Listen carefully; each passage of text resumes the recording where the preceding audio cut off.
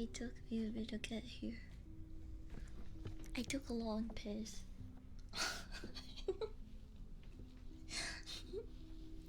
Hi everyone. Welcome in. Happy Wednesday. Happy Wednesday. I'm excited to read about this. Hi Cuddly. Hi Mike. Hi Fox. Hi Coop.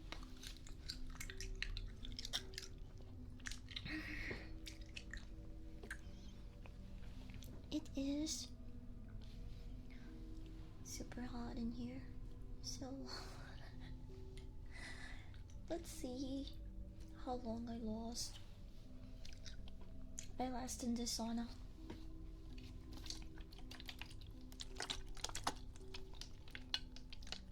What's the audio?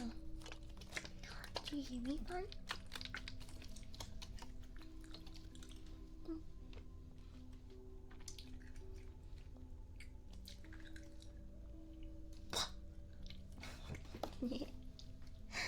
Did I spook ya?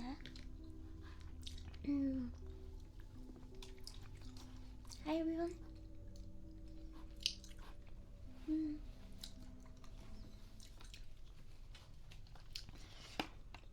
How you doing?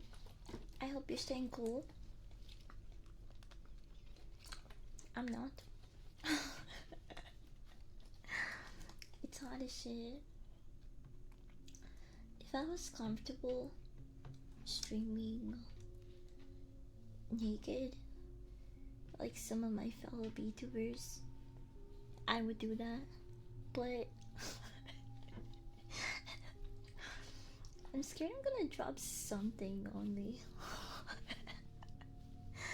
Or I don't know. I overthink a lot, so I'd rather not take any chances. Hi Jellybear. International Asians, it's been a fun day of work and I still have a few more hours. Isolation from like other people due to health related stuff. You have to be stuffed. Would it be like a ravioli or like lasagna or like a burrito? I really like ravioli, so I think I'm gonna pick that one. I haven't had a good like sausage and cheese ravioli in a long time. I miss it. Yeah? Wait, that's fucked. I should have told you guys about that. Never dropped anything near me since my computer's right next to me. I always had to grip everything liquid and walk nearby it. I learned my lesson the hard way. So my computer tower is all the way to my left, and if I stretch my arm out, I can't even reach it. It's an L-shaped desk, so I keep all of my food and beverages on the right side.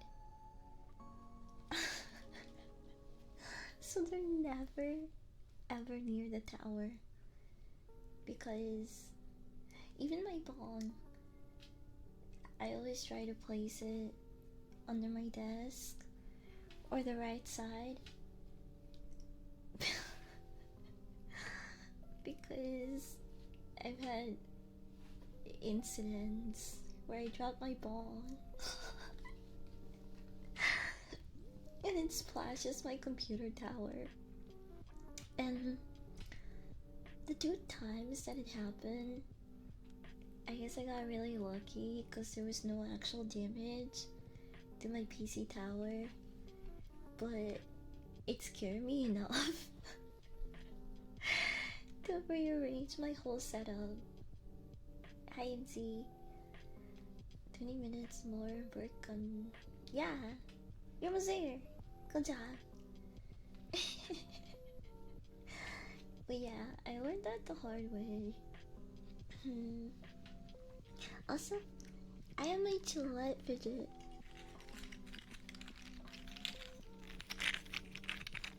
You hear that? It's so cute. I like that this Gillette sounds a little. I know it's not wooden. It's like some 3D printed plastic, but it almost resembles the sound of wood. Was there like wooden toys?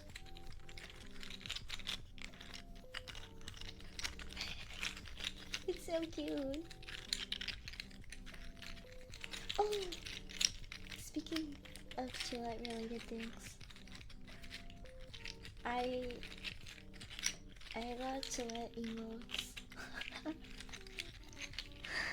I think it was actually I saw Mike repost them,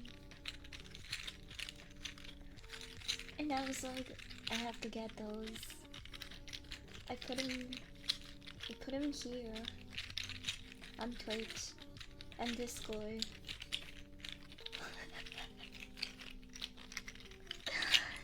So if you're subbed, you can use Gillette emotes now.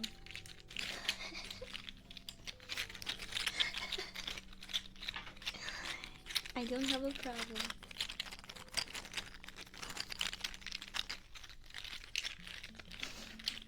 I can stop whenever I want. They're so cute. Hi Dingo. Okay. Happy Wednesday.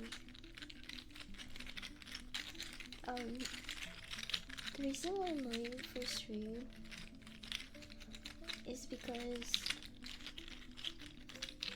once I got home, I went down a Jewish magic rabbit hole.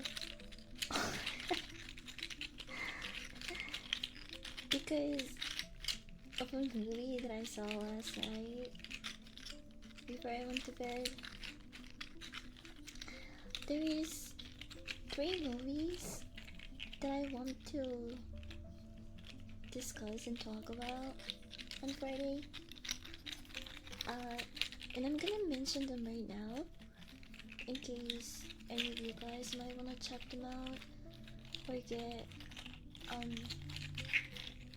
extra context for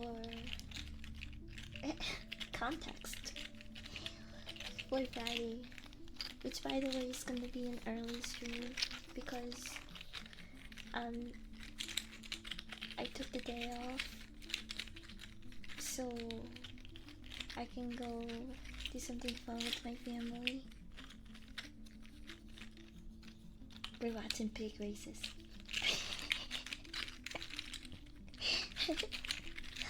So, which I think is an event that definitely requires you to use your pay time off, PTO.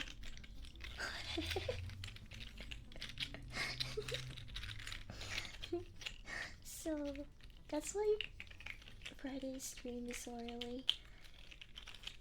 I'm gonna be eating some good barbecue food and watching pig races. I can't wait. My family has only been to one of these events like once, so I'm really excited. Hi Fox. Hi Hideous Fox. Separate from the other fox who's blessed by the sun. Hi Necro. I miss you too, Stinky. Hi Rosie. Happy Wednesday. Oh, your base is nice, by the way. Your powered base absolutely walks fine, which is just a wooden platform.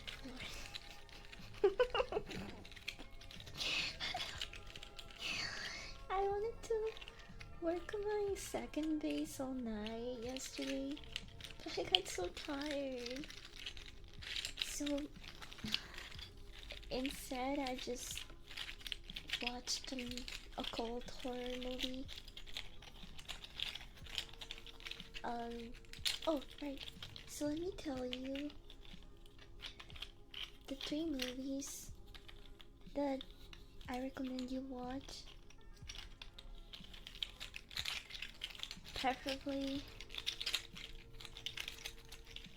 before Friday, so you can have context on the discussion. And the first movie that I'll name is The Sleep Experiment, a 2022 film directed by John Farrelly. Now, I actually haven't seen this one. It was just recommended to me, and the reviews and ratings are mixed.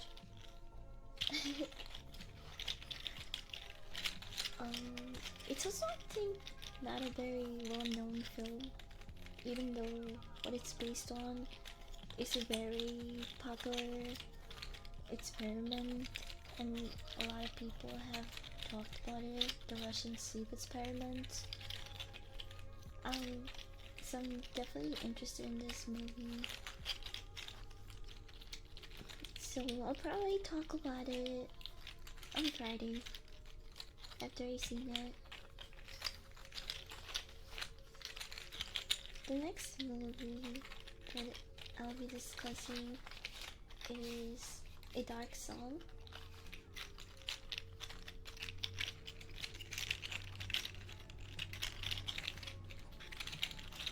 This is a 2016 movie directed by Liam Gavin.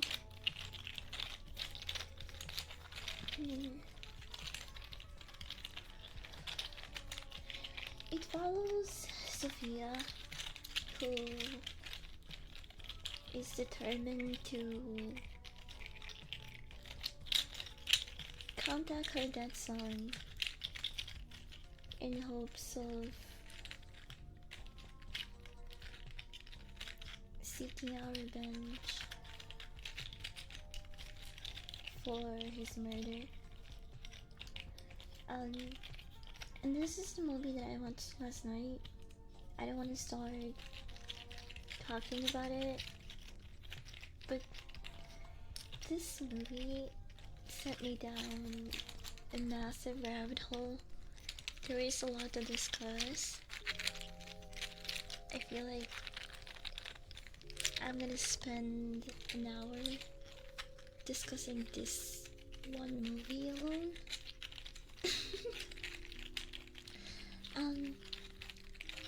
So I do highly recommend it. There is a scene that is a bit hard to watch, and I think it's considered sexual assault, so be mindful of that in case you wanted to watch this movie with friends, or I don't know, people that might be uncomfortable with those themes. So yeah, I have a lot to say about this movie, but we'll leave that for Friday. So The Sleep Experiment, A Dark Song, and the last movie that I'll be talking about and recommend is A Hallow Road.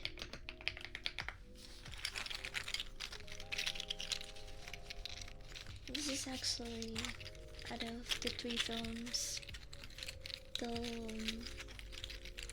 The newest one. This one came out in 2025, literally last year, and it's directed by Bavak and Bari. This is a very intense short film. I'm saying short because it's like an hour and 15 minutes at most. Maybe a little less if you're counting credits and other stuff. Bye, Fox! Yeah. This is a chill playlist I found. I do think it fits the stream pretty decently.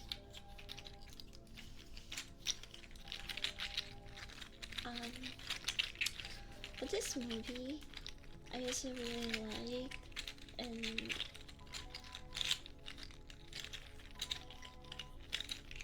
maybe it was one of those movies that I approach with low expectations based on what I heard about it, but it was surprisingly a very entertaining film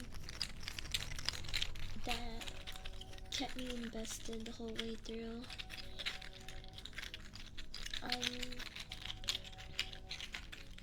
I thought, I'm not gonna lie, I thought this movie was going to be boring because I will tell you now, the entire movie takes place inside a car.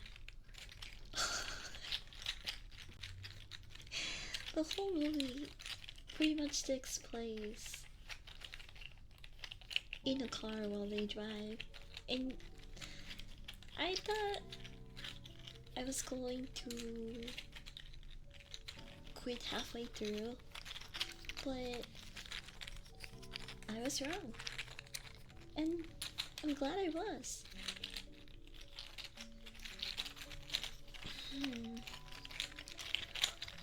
So, these are 2 movies I recommend you guys watch if you're looking for something this week. It's really magic for you. Yeah, some of the scenes were also really well done. And I was surprised that the mom, what's her name? Is it Megan McDonald?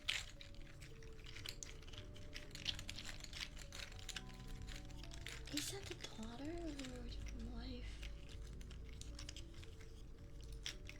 Stephen Jones. They're not very well-known actors, Oh, that's her. Rosamund Pike.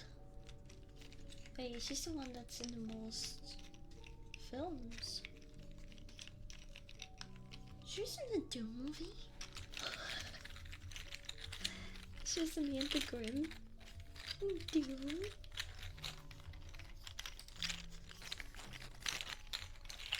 Oh, she's in Now You See Me, Now You Don't. I still need to watch these movies. I know. I'm really behind. Did the new one already come out in theaters? I think so. They're mid. I've heard a lot of mixed things. I still want to watch them though, just to make up my own opinion about them. Hi Silent, look at me. Airbox is giving me 3 songs.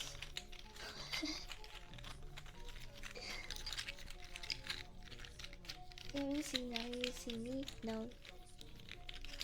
I will though. I don't know if it's in my watch list. Let me see.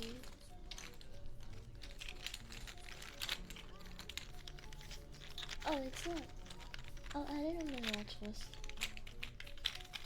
There we go.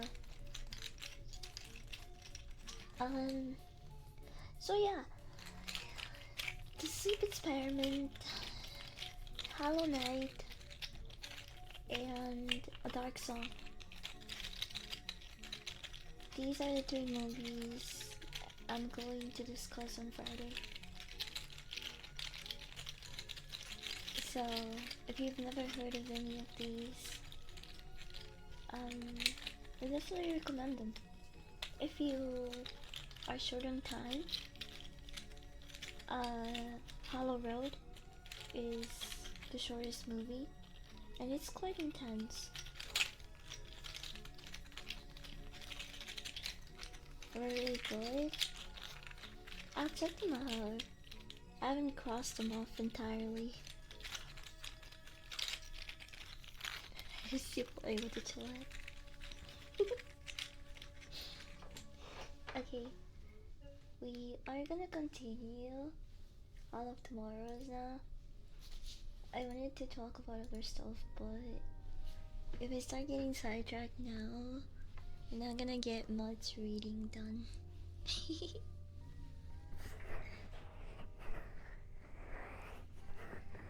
What's Hollow Officer?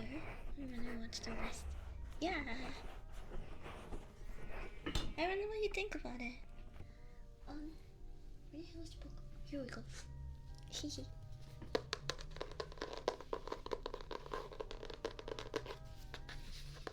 Given all of tomorrow's, I'm gonna do a brief recap on what's happened so far for the people that are not caught up or might be a little lost. So don't worry, I will bring you up to speed.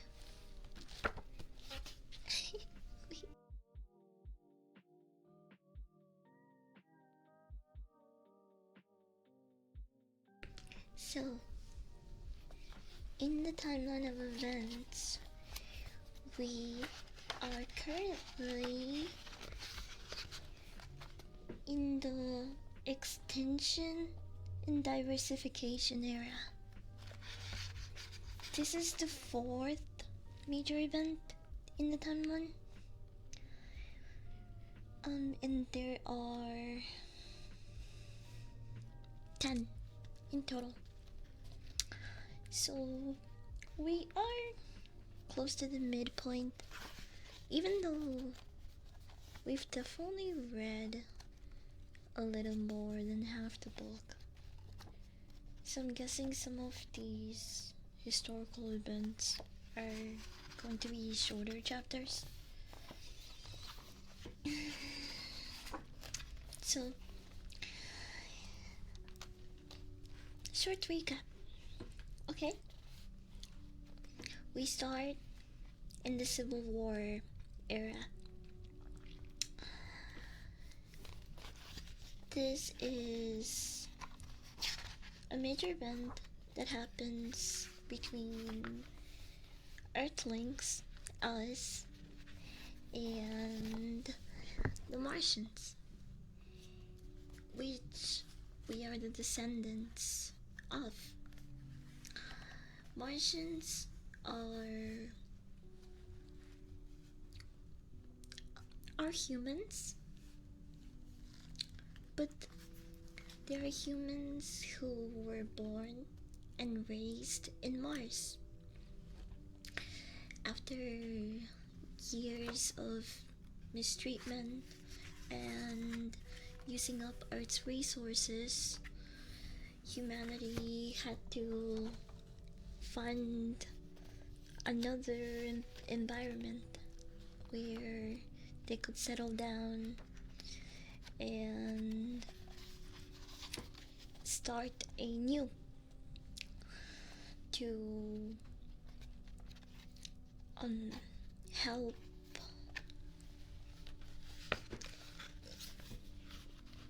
slow down the extinction of planet Earth. And so we spent hundreds and thousands of years in Mars making sure that our plants, animals, and us could sustain life in Mars. And so we spend hundreds and thousands of years trying to make scientific advances and terraforming Mars. Hi, Foreskin.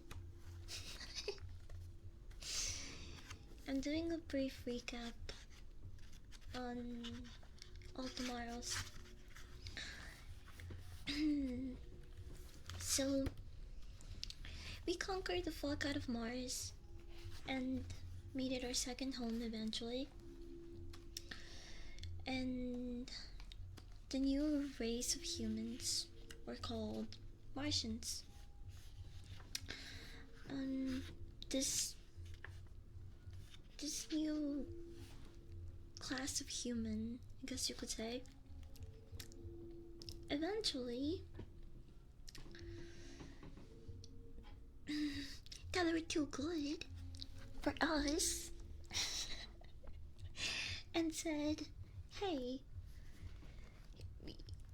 Earthlings kind of fucked up Earth and now came here to suck the life out of Mars.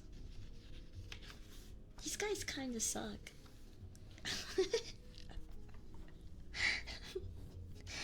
Why are we sharing Mars's resources with them?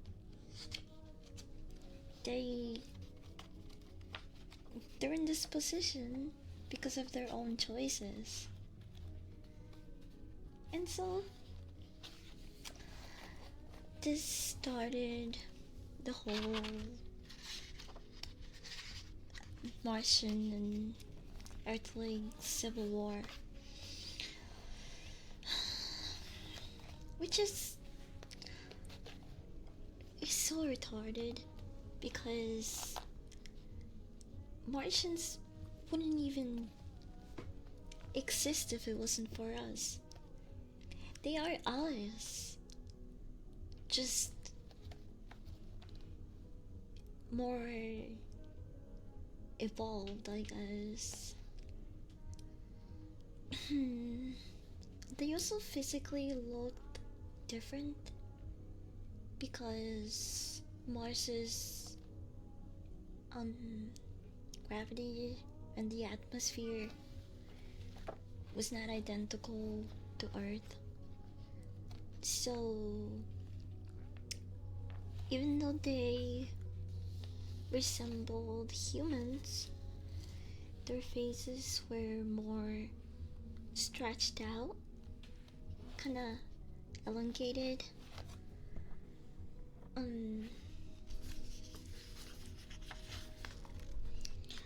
And most of them were pretty tall and skinny,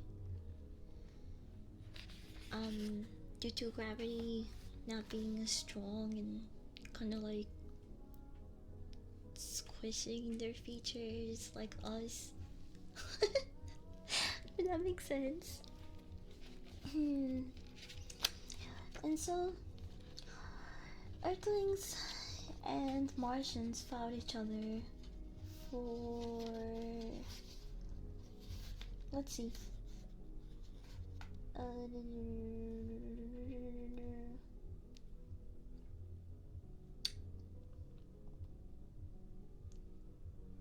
thousands of years. Okay, I guess it doesn't say an exact number, or not that I see here, but we do know how many people died between the Earthlings and Martians in this war, and that was 8 billion people. And after wasting a lot of our own resources and killing each other for thousands of years, we realized, hey, this is fucking stupid. What are we doing? We're not getting anywhere like this.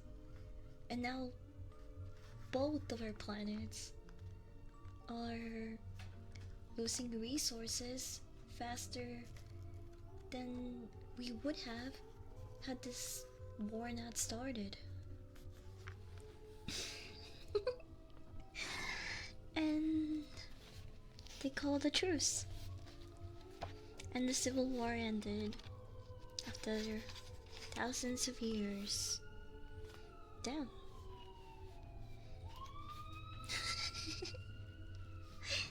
Hi Coop, welcome home. After the Civil War came the Summer of Men. It is one of the most, if not the most peaceful era of our times. Earthlings and Martians, I mean. Summer of Man was like the hippie era. There was no war. Everyone was getting along. They were doing drugs, partying, watching movies, making music. Woodstock, yeah, it is their Woodstock. So, this was probably the best era to live through, because after this, things got real bad. You know what they say, sometimes there is nice silence and quietness before the storm. And the good life didn't last very long, because shortly after we had visitors from another galaxy, I guess you could say. These aliens were called the Ku. The Ku were an extraterrestrial species with high intellect that was appalled by the way humans and Martians, well, star people, that's what the new race of humans is called. It's we were called star people. So the Ku saw us as inferior and thought that our way of life was wrong, and they believed that they were sent on a mission to correct all these things and help humanity evolve into the best versions of ourselves.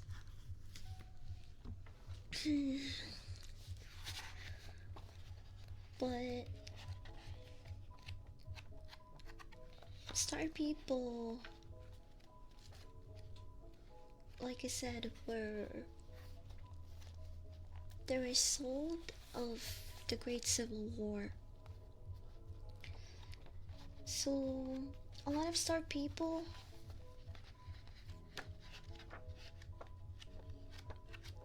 the average star person had high intellect, and there was no war at this time, but we did go to other planets to conquer and exploit their resources. Even through the summer of man era, we never stopped because I think humans are driven by curiosity, but also we're a little bit toxic in in the sense that we think we run things wherever we go.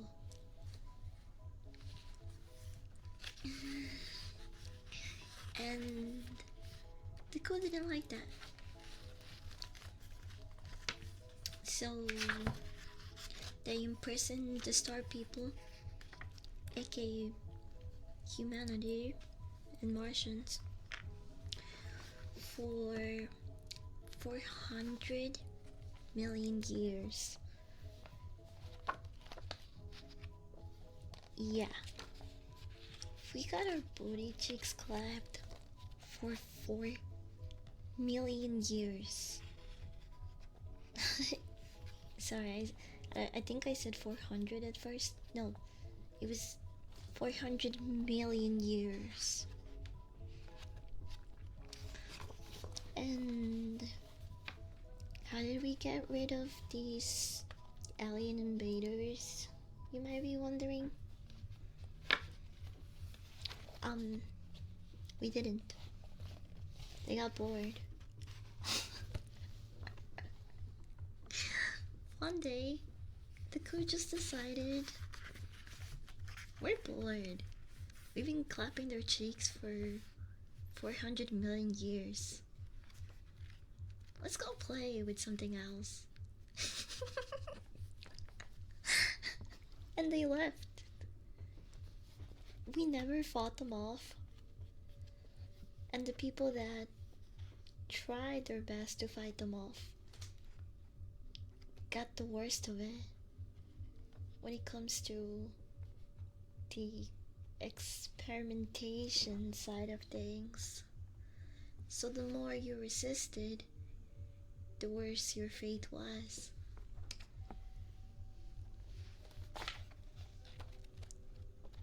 That does kinda suck, knowing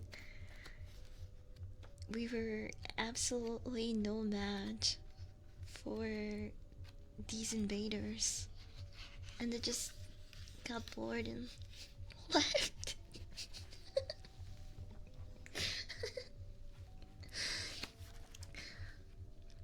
Yeah, if their asses kicked that bad, yeah, we got smoked. 400 million years is crazy. The reason why I remember that number very well too is because I just couldn't believe it. I mean, come on, guys. 400 years? Okay. 400 million? Man. That sucks. I mean, some humans felt guilt. Like, no, don't get bored, don't leave us. Well, I don't doubt that, because some star people evolved into animalistic like creatures that fully depended on these alien invaders. So when they left, they just died. They eventually became extinct.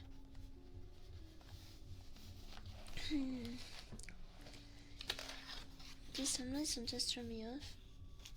You're telling me we spent 400 million years getting our cheeks clapped? Yeah. Yeah.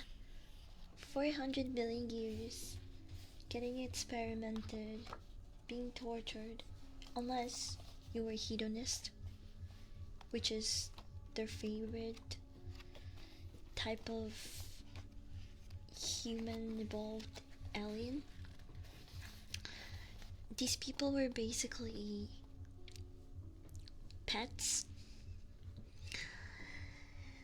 inside a paradise like birdcage where all they did was eat, fuck, and sleep.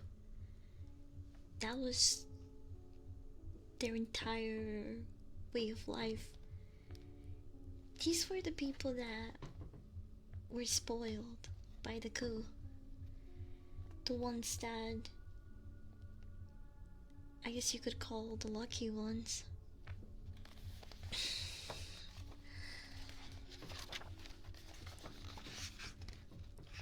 The oppressed humans would have kids born under the invaders and thought they had no chance to resist. Yeah. Imagine being born into that hell your whole life since the beginning of time is just suffering. Like the flesh cube people. What are those species called? Those, I think, got one of the worst outcomes out of the bunch. Colonials.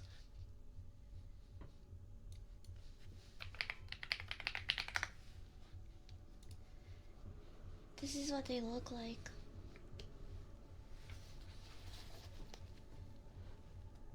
This is a race of humans. Well, they were.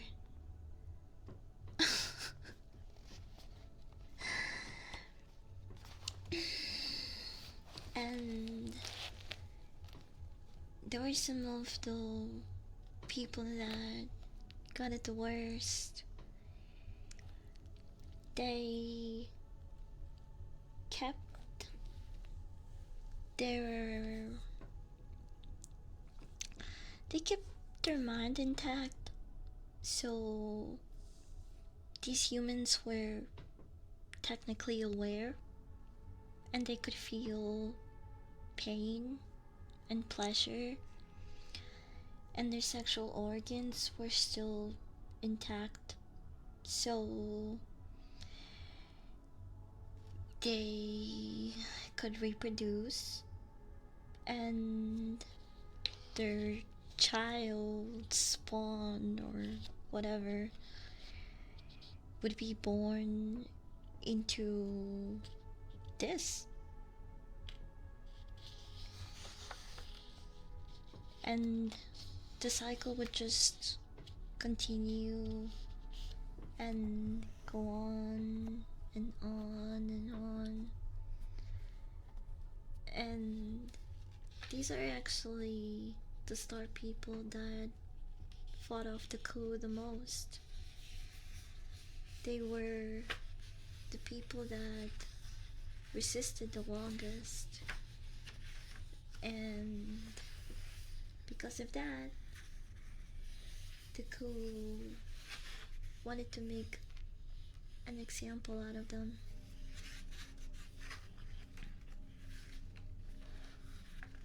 How do these flesh cubes fuck, piss and shit?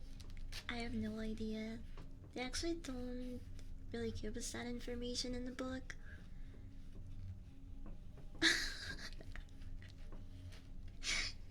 I kinda don't wanna know. I don't wanna imagine what that looks like.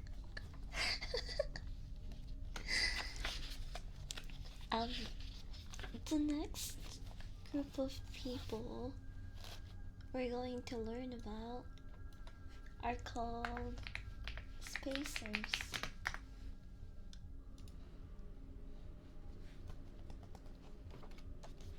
You ever snap the Lego together? That's probably how they. Ew. It's foul.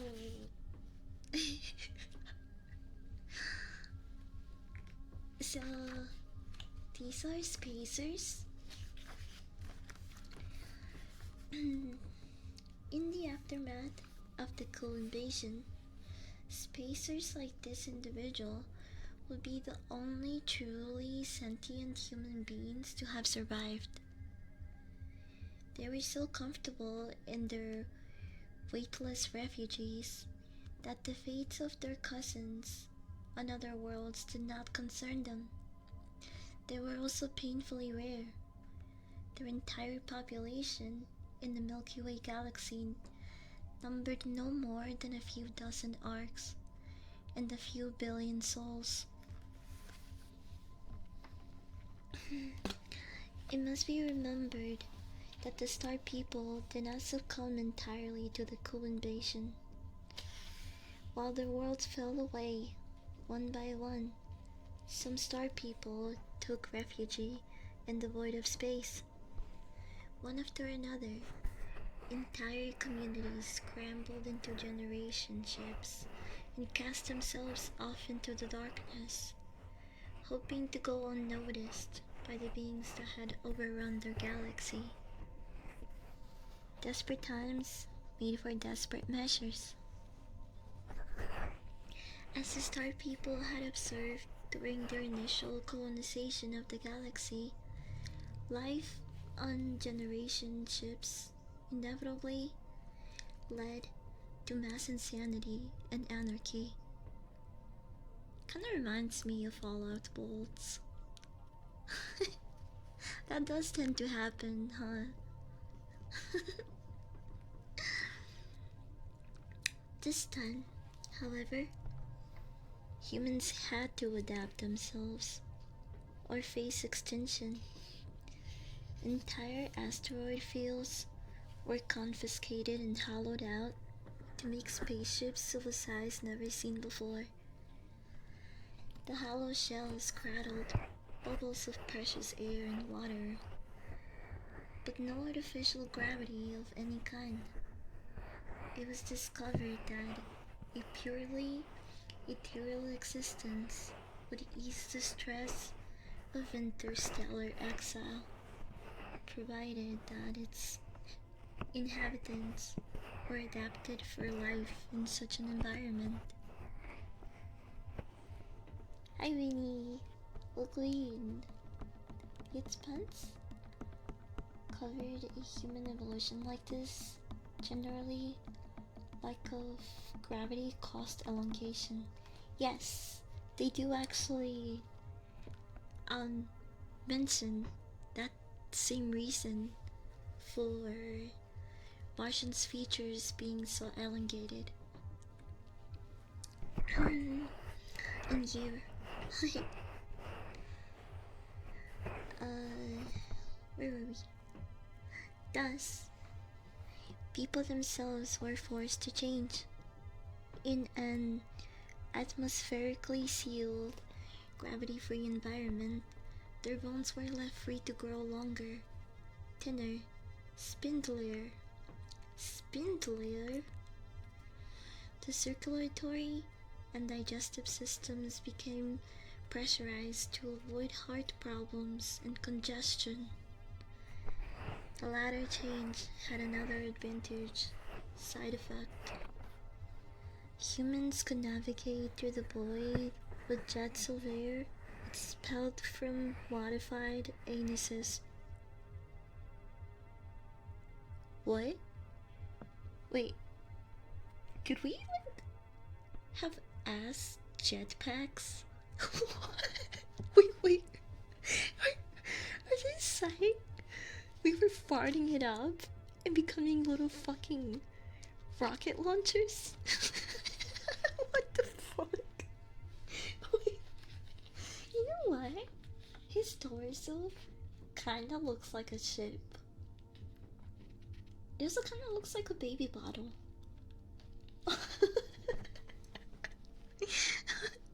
But it has like a phallic shape.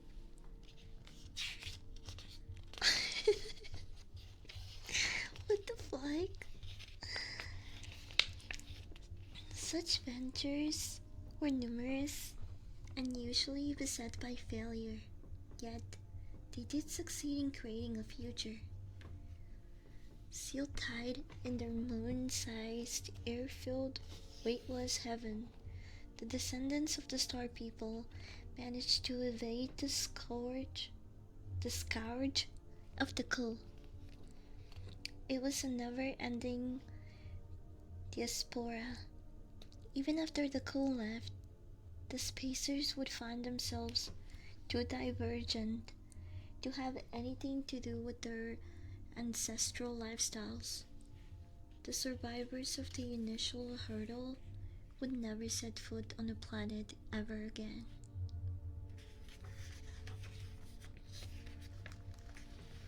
Interesting. So, these are the humans that ended up living their whole lives in ships. Kinda like space nomads.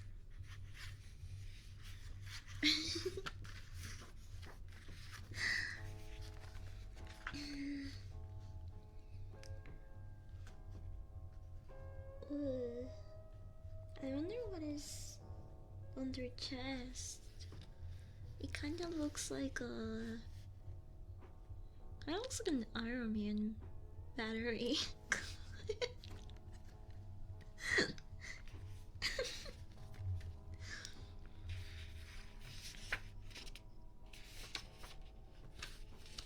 I also wonder if the like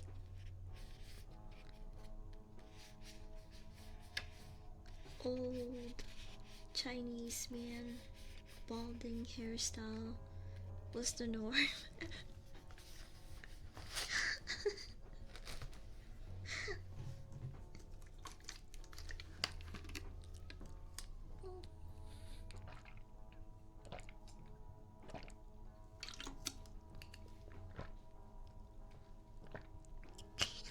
My box.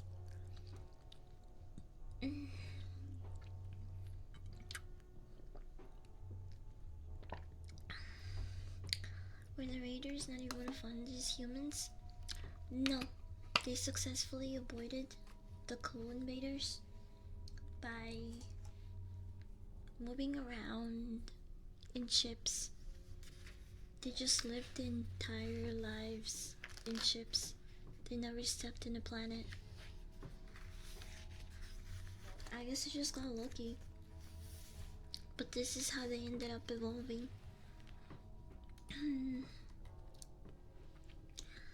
They went from this to that.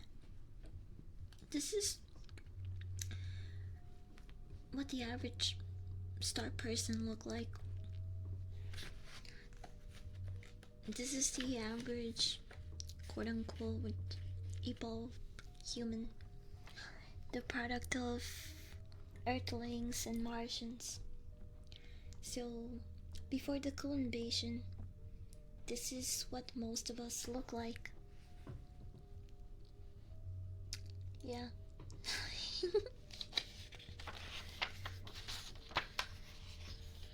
What about food and water? When they were lifeless on those ships?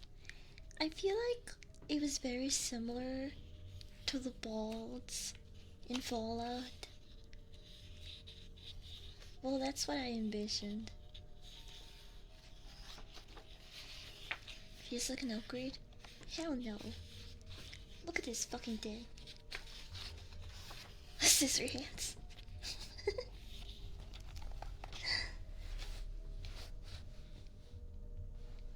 The next group of people we're going to read about are the ruin hunters.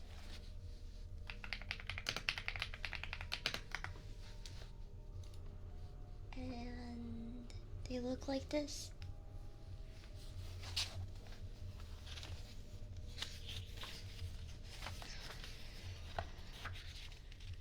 Only a few generations after the departure of the Ku, a ruin hunter wanders among the shattered remains of a city of the Star People.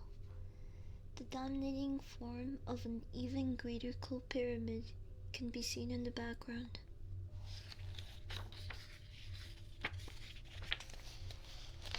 He kinda has this Squidward nose. His face reminds me of a Muppet.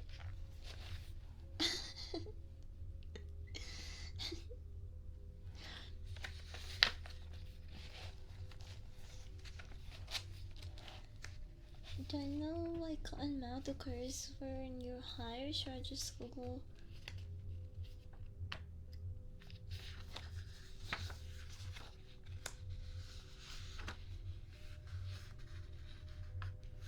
I don't know if I can explain that accurately right now.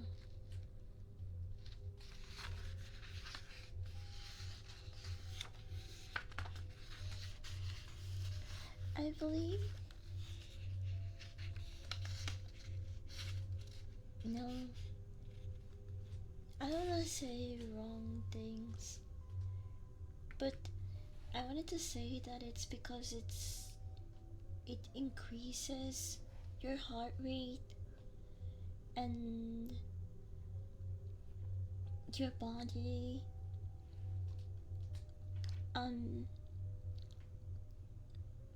is used to those same side effects when you're exercising, therefore making you need more water. But I could be wrong.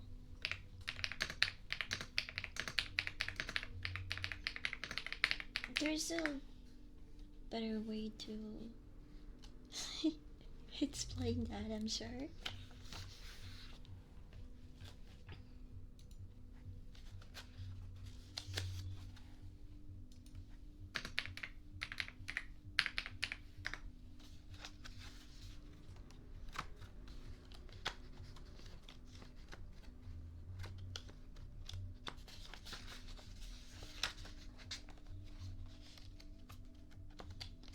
It says THC has receptors that bind to your saliva receptors.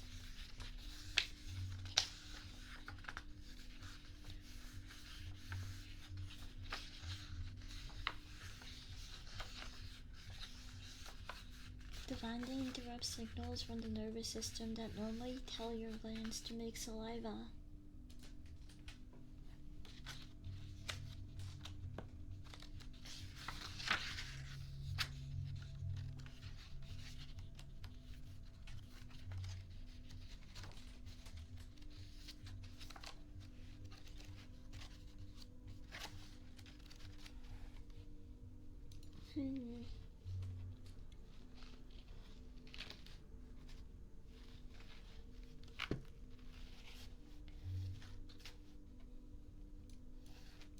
So cannabinoids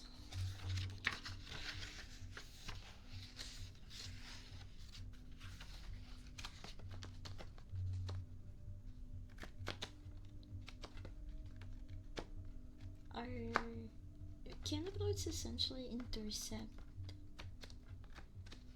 those signals, and you produce less saliva when you're smoking as a result. I see. Anyway. My bad, I got off track. Ruin hunters.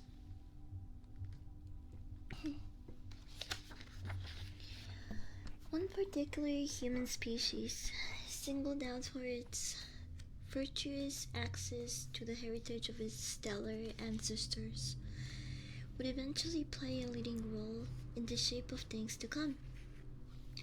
The ruin hunters had got through the coal invasion with relatively little degradation.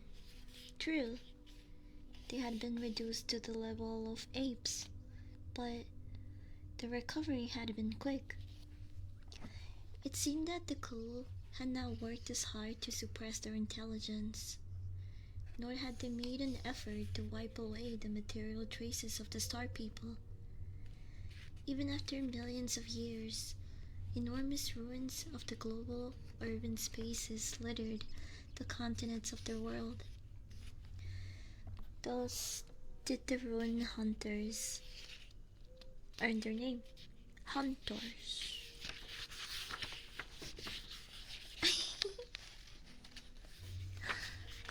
I'm me at the Minecraft villager. They do have that nose. Now I can't unsee it. With developed minds and unrestricted access to the wisdom of the ancient cities, the exponential pace of their development was to be expected. One by one, they deciphered and built upon the secrets of the bygone Star People, until they almost equaled their galactic ancestors in wisdom and skill. Oh my god! We are so back? Huh?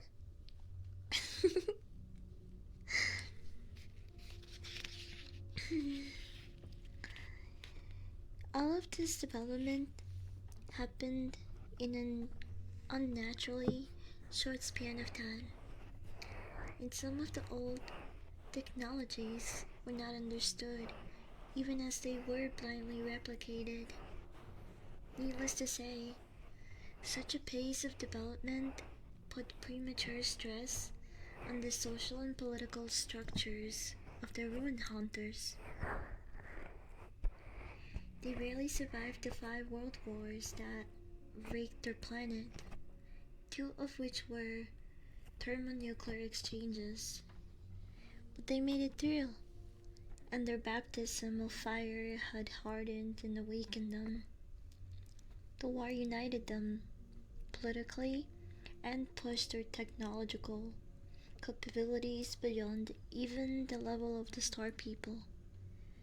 Coincidentally, coincidentally, they also developed a dangerous form of autocortonus madness.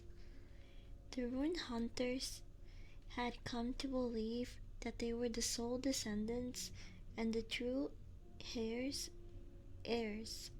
of the Star People, and they were ready and willing to go to any lengths necessary to reclaim their fictitious golden age. Coincidentally, yes, coincidentally. I don't know why does it sound so weird when I was reading it.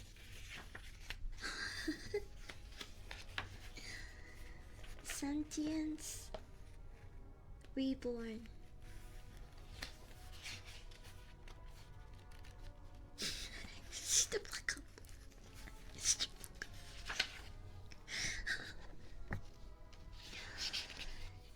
If any sort of historical categorization can be imposed on the history of post-human mankind, the post-cool era of emerging human animals can be considered a series of dark ages. However, like any dark age situation, these periods of silence had finite lifespans. One by one, like stars emerging from fog, new civilizations were born out of the shattered remnants of mankind. In some rare cases, the recovery was swift and straightforward. In most others, it came only after a lengthy series of adaptive radiations, extinctions, and secondary diversifications. Within these lands of descent, there was a much distance between the early scurrying mammals and Homo sapiens itself. Sooner or later, human intelligence returned to the cosmos. However, apart from their shared ancestry, the new people had nothing in common with the people of today, or even each other. Okay, don't fucking try to correct me. I'm Latina and retarded. You being ableist, chat. You being ableist. Oh no, it's actually like this. Oh no, she actually means this. I know. Listen, as long as you guys can understand what I'm saying, it's all good with me. Okay? If I was actually reading to you face to face and you went, it's pronounced this way. Oh, I think you're trying to say this. I would go fucking insane. I would kill you. I would use this fucking book and beat you to death with it. But we're on stream.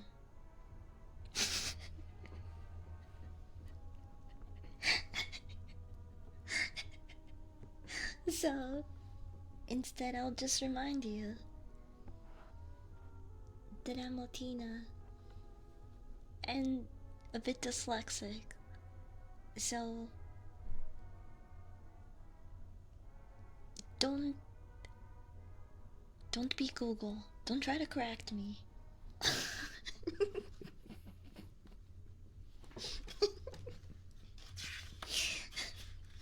Trust me, I know when I'm saying a word wrong.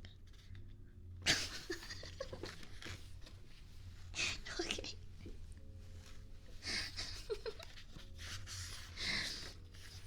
Extinction. Wait. Is this... Is this...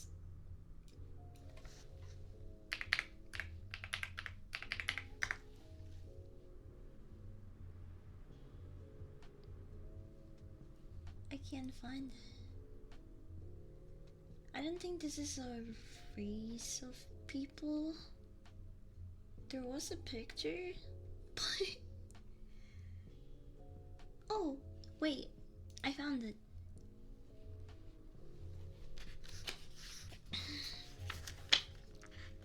It says here, this is the fossil of an extinct aquatic human from a forgotten colony world.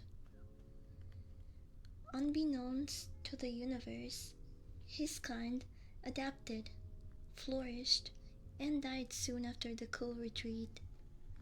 His tale serves to remind us all that all that is alive will inevitably perish, and it is the journey, not the conclusion, that matters.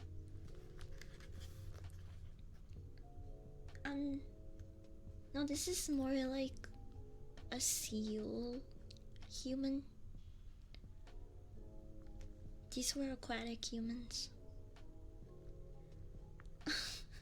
That looks fucked up, bro. What is with that, like, bone where your jaw's supposed to be?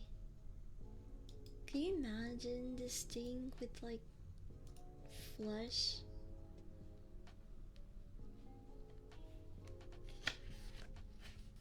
They're doing this to me tomorrow. Amen, brother.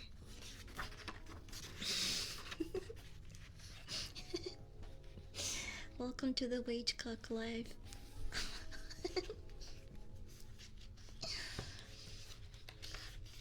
I saw the bottom John, thought that was a peak. I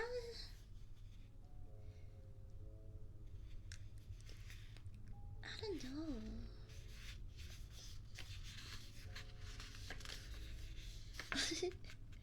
Imagine and it has like a long, stretchy jaw, like a turkey.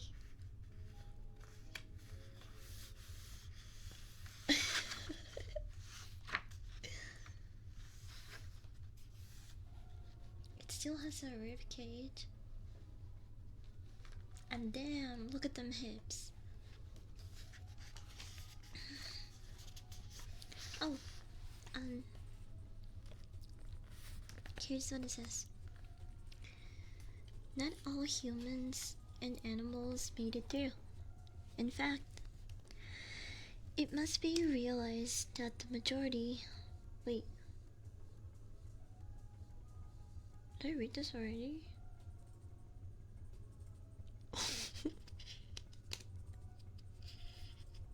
I read part of this, I think. ADHD moment. I'm reading the whole thing then. Extinction? The utter and absolute death of an entire family, entire community, entire species was rampant in the galaxy. There was nothing cruel or dramatic about all of this. Extinction was so common and as natural as speciation.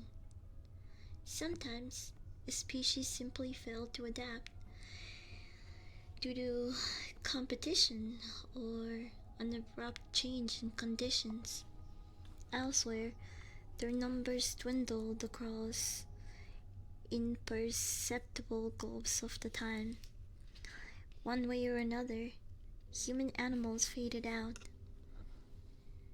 In among all of this death, however, there was new life.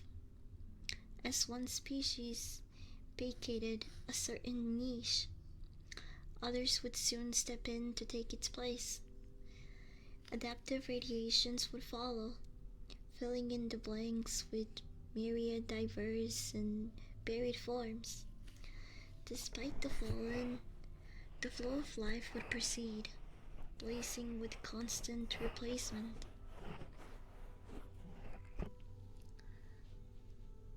E. The ocean has way more pressure than the surface, so your body's structure would compress while your arms and legs would lose muscle mass in exchange for aerodynamic lips instead. Yeah, that makes sense. The neck, though, that doesn't make sense. I would assume that it also makes them easy prey in the ocean, where a lot of things would probably snatch you up by the neck.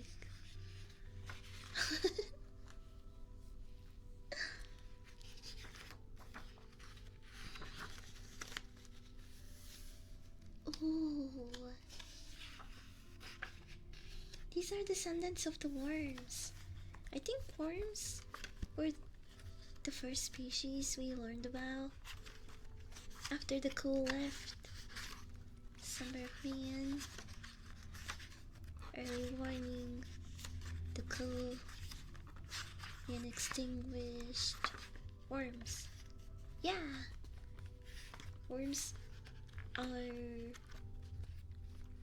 the first sub-alien species we learn about. So, these next group of people are descendants of the worms. They're called snake people.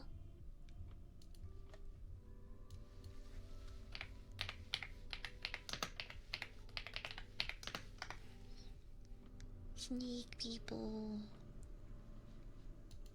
They look like this.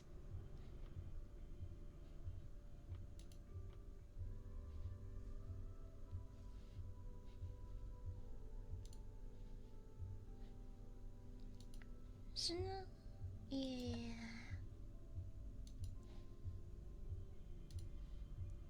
I should get a better picture.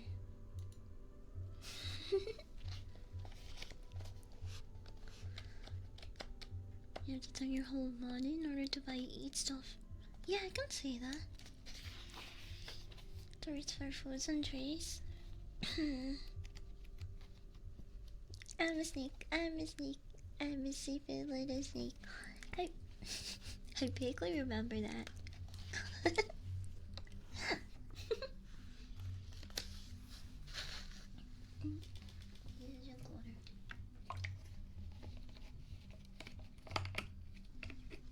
A snake person at home, enjoying a book while smoking and listening to vibrational ground music through the open door.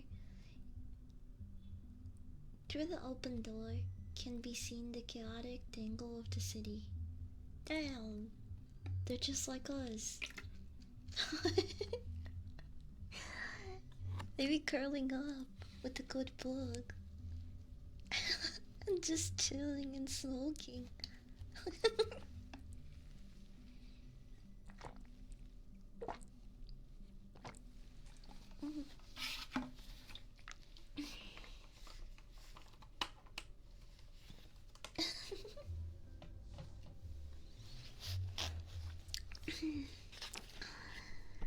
The scorching sun eventually cooled down, and life flooded back to the surface of their world from its subterranean stronghold.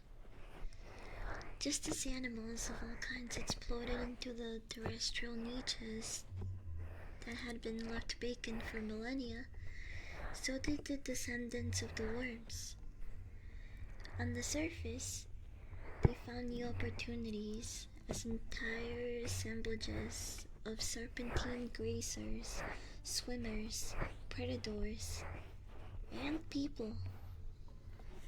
One form descended from tree climbing mammalian snakes, re-evolved the human intelligence that had lain dormant for so long. It observed, contemplated, and philosophized with novel, spiritually coiled brains, and manipulated the world with the singular pelvic hand bone, born from the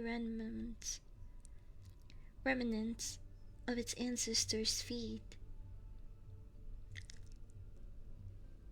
So that's a foot that became a hand at the end of its tail. Ew. It's so gross. The snake people look nothing like their distant human ancestors, but their social development followed a similar path. Several agricultural world empires, followed by industrial revolutions, social experiments, world wars, civil wars, and globalization. Then again, socio-political parallelism in history did not necessarily imply a similar or even recognizably human world. Modern cities of the global snake world were tangled. No, they were tangles of pipe-like roads, branching, three-dimensional railways, and windowless, hole-like buildings. Though their knotted architecture differed from region to region, these settlements generally look like enormous tangles of grass, metal, plastic, and cloth, wrapped so tightly that a human of today would find it impossible to move inside them. Ew. What the hell?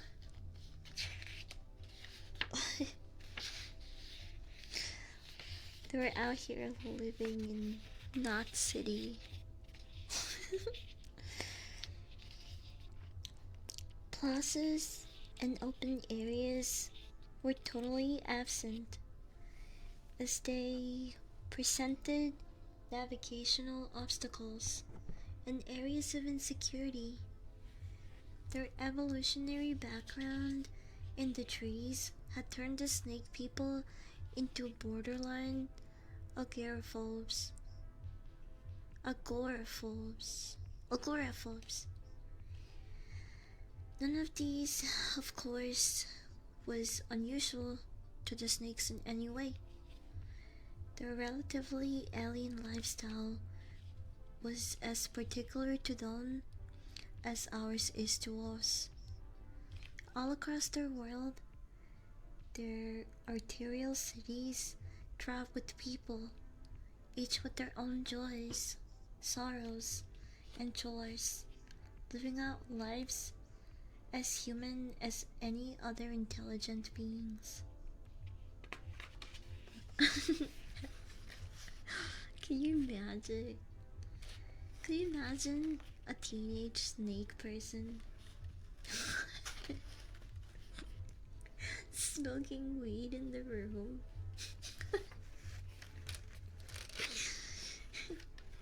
Telling their bitch mom off.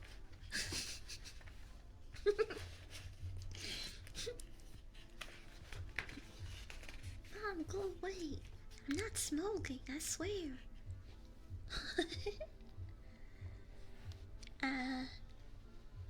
Agoraphobia is the fear of people. Is it really? I was gonna look it up. But now I don't have to. Unless you're wrong. You guys would never lie to me, right? I should always believe you guys.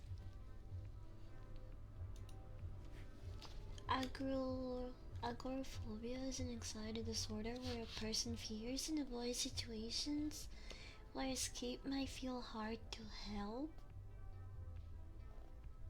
Where escape might feel hard or might help not be available if they panic. Wait, that's not fear of people. It's not just a fear of open spaces, but a deep fear of feeling trapped or helpless in places like crowds, lines, or public transit.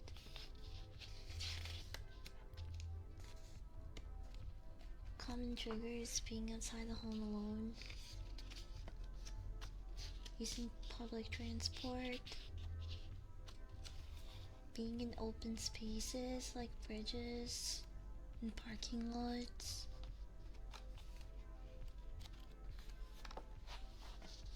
Oh, I didn't know that.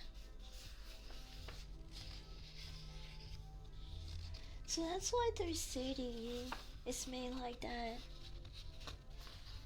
They have no open spaces whatsoever. That makes sense. Yeah. It's okay. It happens.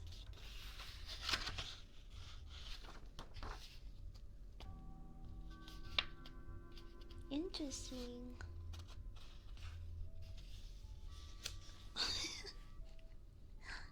Look at this. Wait. Look at this lazy fucking chud. Just lounging around in his room, smoking pipe, probably watching snake porn on that tablet on his right side.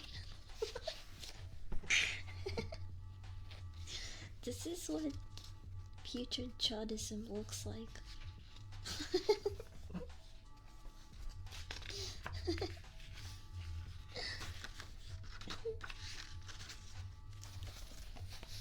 The next group of people are killer folk.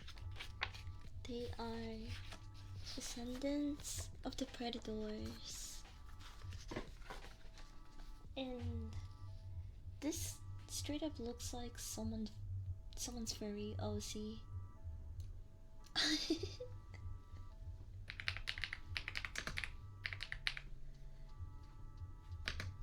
This is like your typical hybrid furry OC. That's like mixed with 5 different animals or some shit.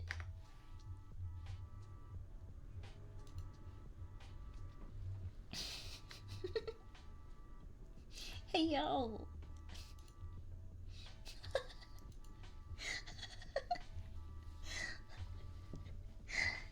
To justify the killer folk.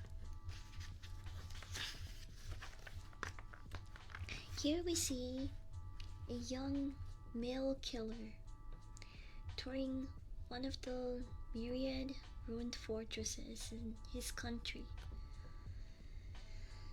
Testament to their species' bloody protein history, the planet of the killer folk is an archaeologist's paradise. It has more buried dark ages, ruined cultures, and fallen kingdoms than any other world.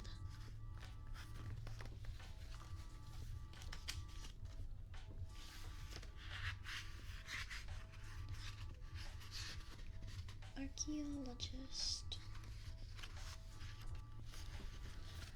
The Sentry from Marvel Comics is a massive agoraphobe while also being terrified of his own powers. I had no idea. I studied archaeology for 2 semesters. No way. Really?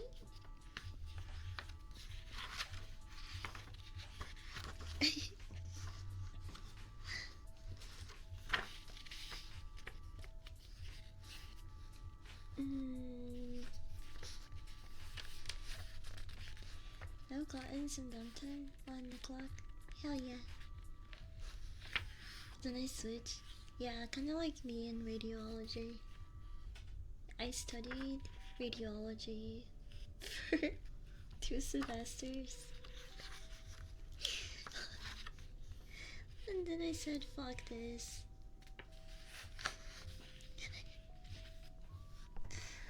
The predators also rebounded into civilization.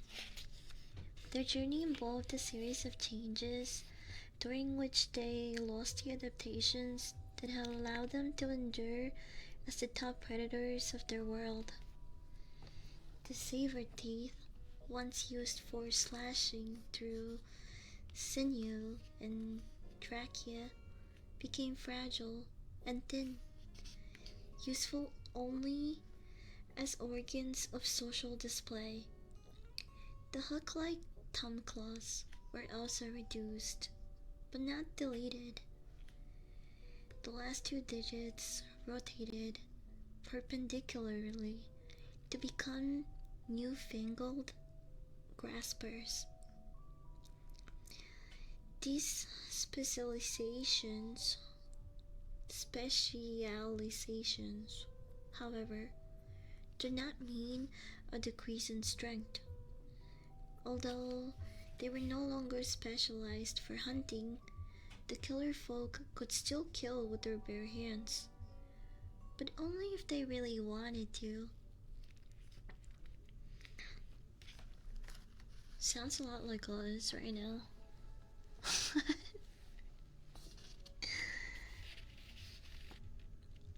What enormous claws and teeth could not do, they could easily achieve with bow and arrows, flintlock repeater, or a gas rifle. Being descended from predators gave the killer folk a unique social profile. Almost all of their religions had rituals, allowing for periods of completely natural animalistic hunts and duels. The necessity of bending these atavistic urges also led to the formation of religious hunter nobilities, privileged warriors who were skilled in the arts of hunting, war, and murder. Entire societies were assembled underneath these ruling classes, orderly communities that had erupted once every year into an orgy of prayer, sex, and death.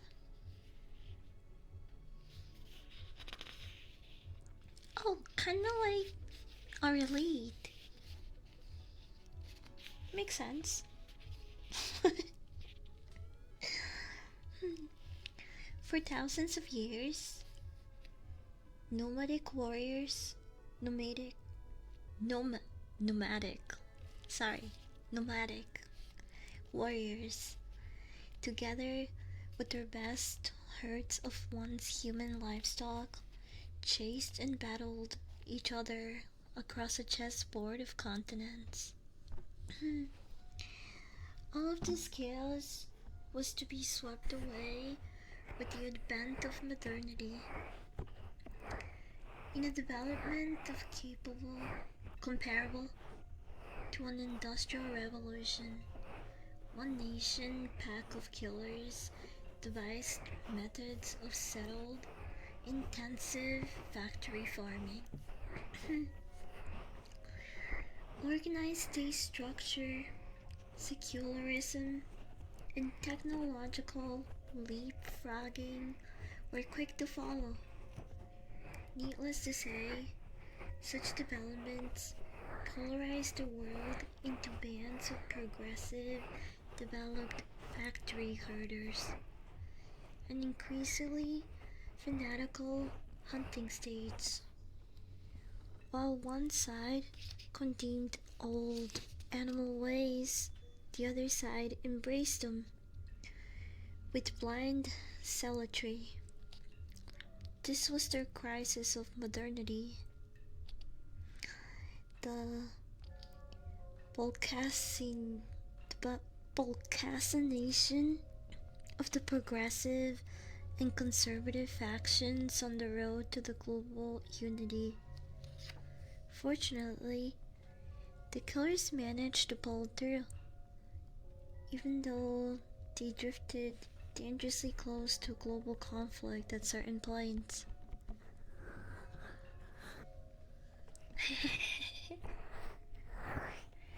Reminds me of the Klingon.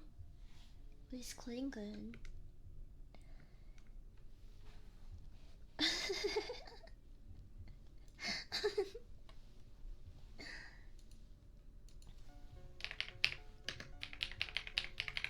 Klingon? Oh, it is.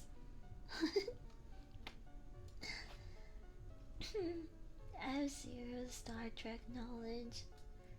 All of my Star Trek knowledge comes from comedy skits.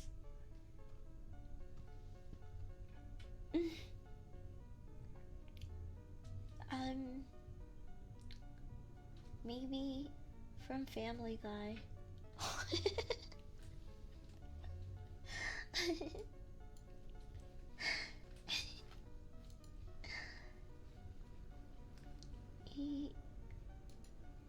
The music hasn't been too loud, right?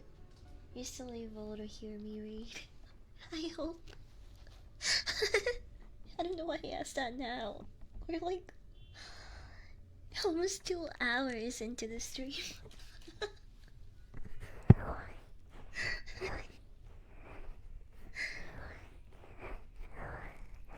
the 5 episodes of Big Bang, my family's obsessed with Big Bang Theory and Young Sheldon and whatever show came after that, and then that other show.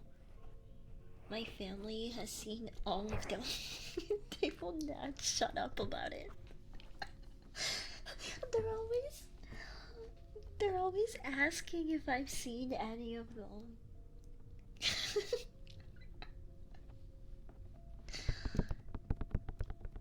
What? No, the song ended. I didn't change it.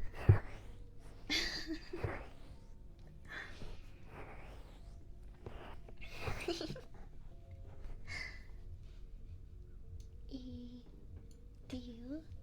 Oh, okay. Good to know it's not just my family. Really?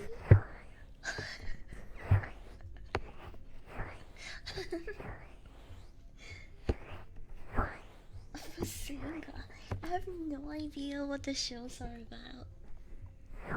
I guess they're just about nerds. I don't know. I like nerds though.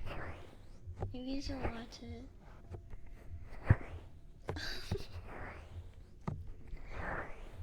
Is that KYC 418? The song? Oh, I don't know. I don't know. I didn't put together this playlist.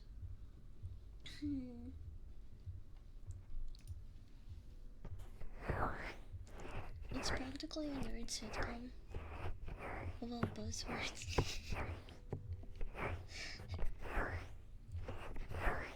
If you will watch it one day.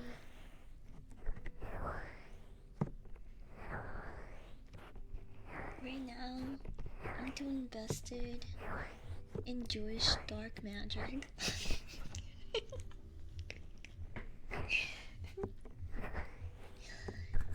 So, once I'm done going down that rabbit hole,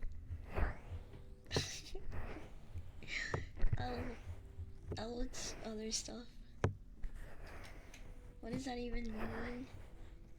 You would have to watch a dark song to get some context out of that, because for a majority of the movie, the two main characters are performing a ritual, which, when I was watching the movie at the time, I had no idea it came from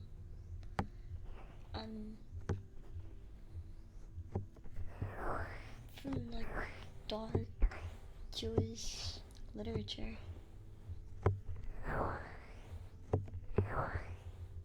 Yeah, I will talk about the 3 movies that I'm watching before Friday.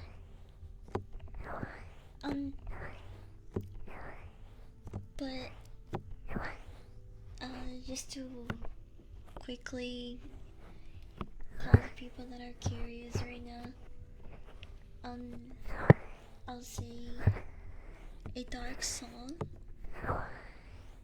That's one of the movies that I'll be talking about. Hollow Road and The Sleep Experiment. Those are the 3 movies that I'm going to mainly talk about on Friday. So yeah, go watch a dark song.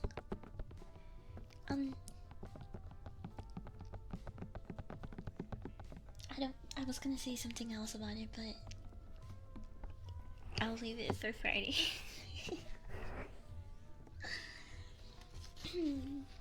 What is I put in the show called Fun with Flex? So you tell me if that screams nerds. Wait, really? That is so nerdy. Beyond spoilers, go watch the movie. Wait, did you mean if you don't want spoilers?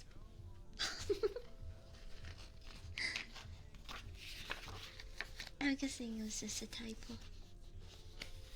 What the fuck? What? Oh, this next group of people.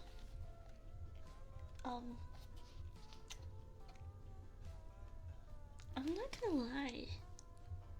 This is probably the coolest race of evolved humans. to me because they are descendants of the swimmers. Which, if you were here when we first started reading this book, I mentioned that this is the type of sub-alien species I would have liked to become if I had to pick my fate on a co-invasion.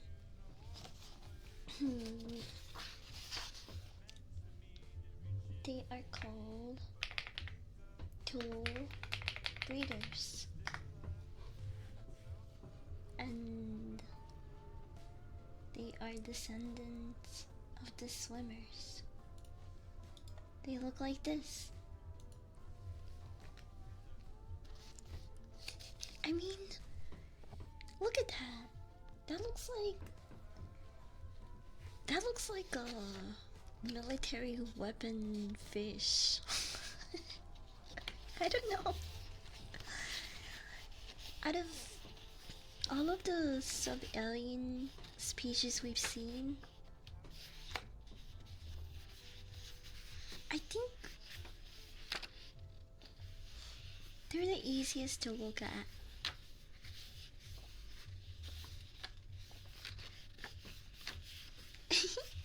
Hi Rose, look great. My book, Chop Orca. Yeah, but it's still way better than the Flesh Cube or Flyers or the Blind Folk or the Parasites. Actually, I think it's better than most of them. It's this is kind of a glow up by comparison, in my opinion. So, a tool breeder huntress on a garden reef. Living tools were an indispensable part of these beings' daily lives. And here she manages to breathe underwater through an oxygen filtering crustacean fitted over her blowhole. What? Oh, I see. That's not part of it. Huh. She holds a mollusk derived rifle that shoots out specifically modified fish teeth, and her companion is a brain augmented fish that has been hardwired to return kills. Buildings made from calcified shells glitter in the background, ablaze with bioluminescence. Cool. So,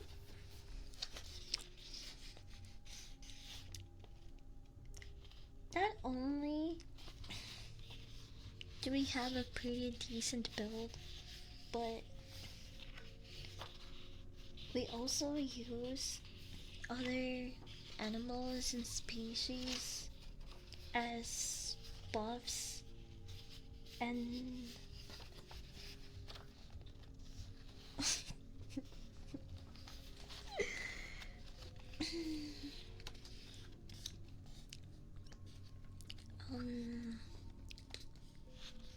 like the Fortnite buddies.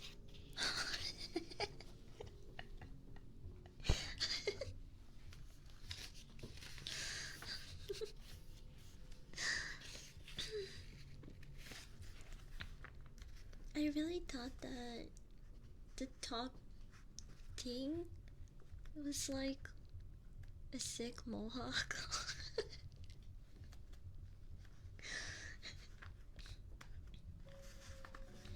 And look at its little attack fish.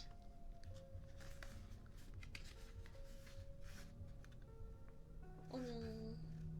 I'm not sure. What? You know what? I don't wanna point it out, but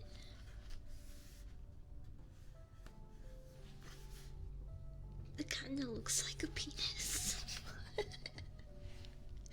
Even though this is supposed to be a female.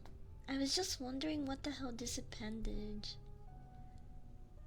sticking out was.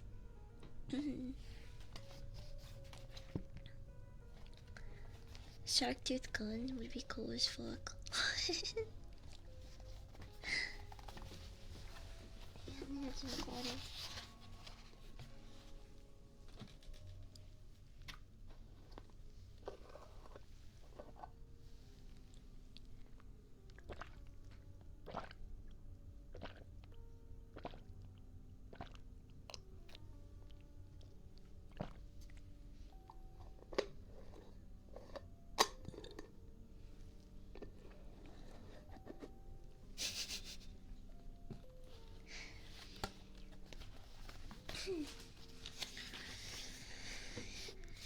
Tool breeders.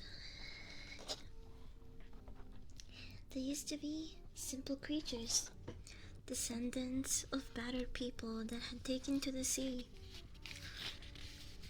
Their remote sapiens ancestors would have given such beings no chance of a sentient comeback, for they thought that technological advances were impossible in the fluid medium of the oceans. But the advances were impossible. Wait, sorry, I'm just reading the freaking same line. But the swimmers disproved such beliefs by founding one of the most advanced and most outrageously alien cultures of the entire human lineage. Fire. The cornerstone of industrial engineering, was almost impossible to sustain and use underwater. But the tool breeders simply chose another path. When complex tool making provided impracticable, they began to breed their tools and machines for themselves. Hold on, I need a cough.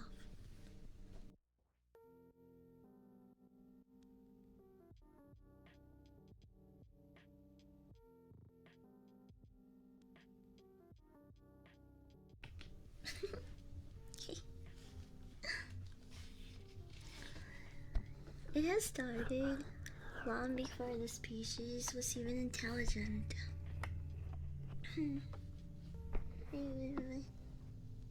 Okay.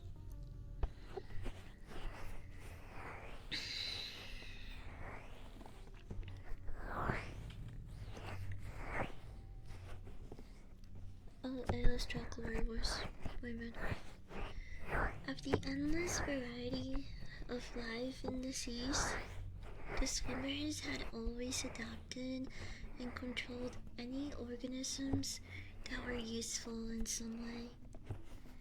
Once domesticated, these creatures were willingly or unintentionally modified through artificial selection and conditioning.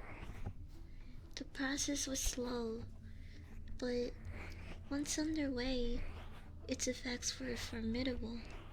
Formidable?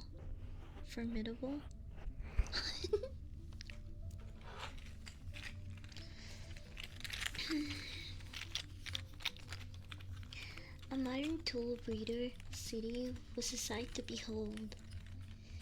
Huge heart-like creatures pumped out nutritious fluids to a network of self-repairing living conduits. This was their equivalent of a power grid, and it reached each one of their breeders huge exoskeletal dwellings, powering bioluminescent lights, flickering cephalopod skin televisions, medicinal sea squirts, and countless other devices that had been bred from living creatures. The advances in biology had risen exponentially until genetic engineering was completely mastered. Modern breeders did not even need to use animals. A simple manipulation of cultured tissues and stem cells could offer solutions to any problem at hand.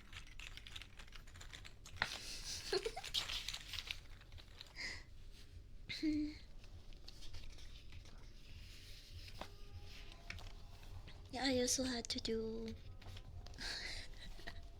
a second take on that one.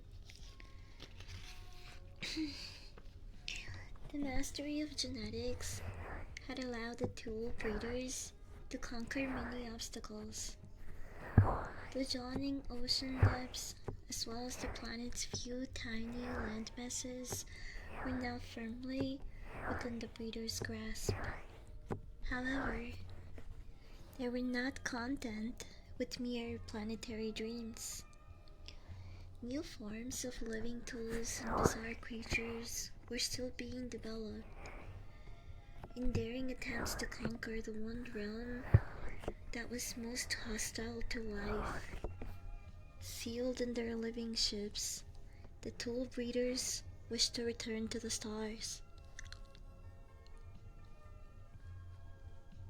But we're fish now. What do you mean return to the stars? What are we doing? What's... Why can't we just happy? Why can't we just be happy in the sea life? Sure, we have no fire and other tools, but we seem to do pretty well for ourselves. I mean, look at that city in the background. That looks... It kinda looks like butts. It reminds me of butts. But I'm sure they made a lot of technological developments and had ways to entertain themselves. It seems like these guys did pretty well for themselves. Maybe it's the 0.1 humans still left on them.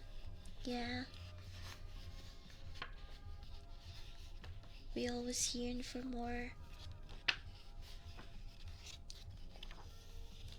And these human whales yearned for the stars.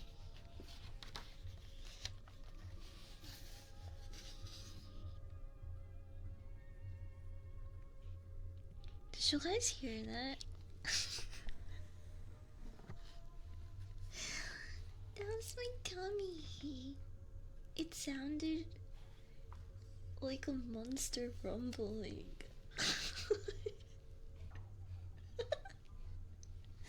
It sounded like a monster.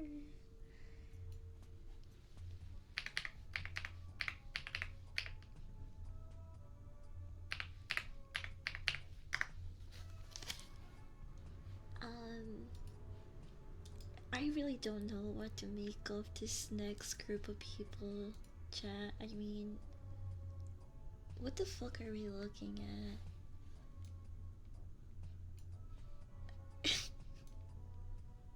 What the fuck?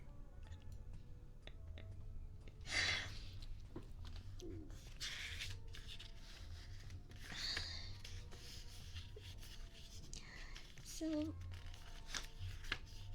these are called the Soros sapiens. They are livestock of the lizard herders.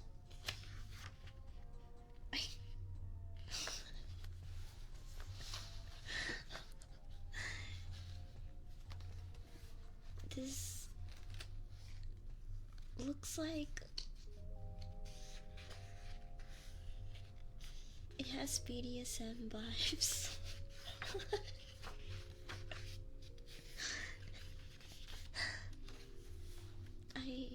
I gotta take a piss. Chat. I'll be right back. I've been holding it for a while now. I don't know why.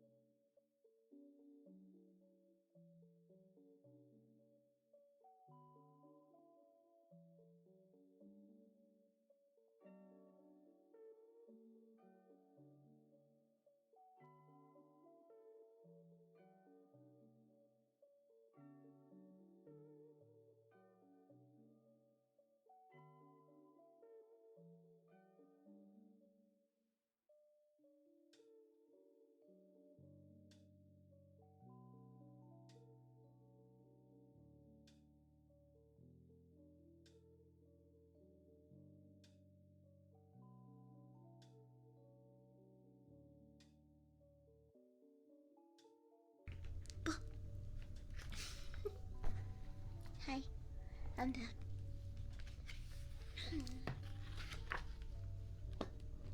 I'll drink some water.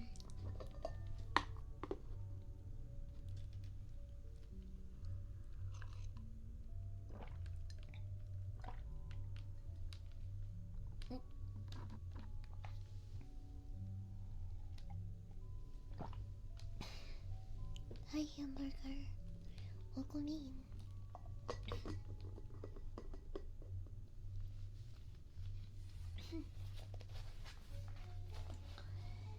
Where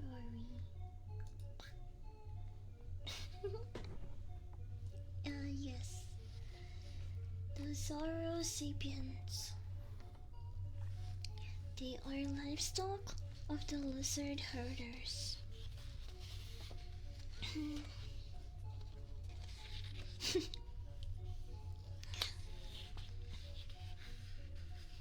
A Zoro sapient and its trusty steed.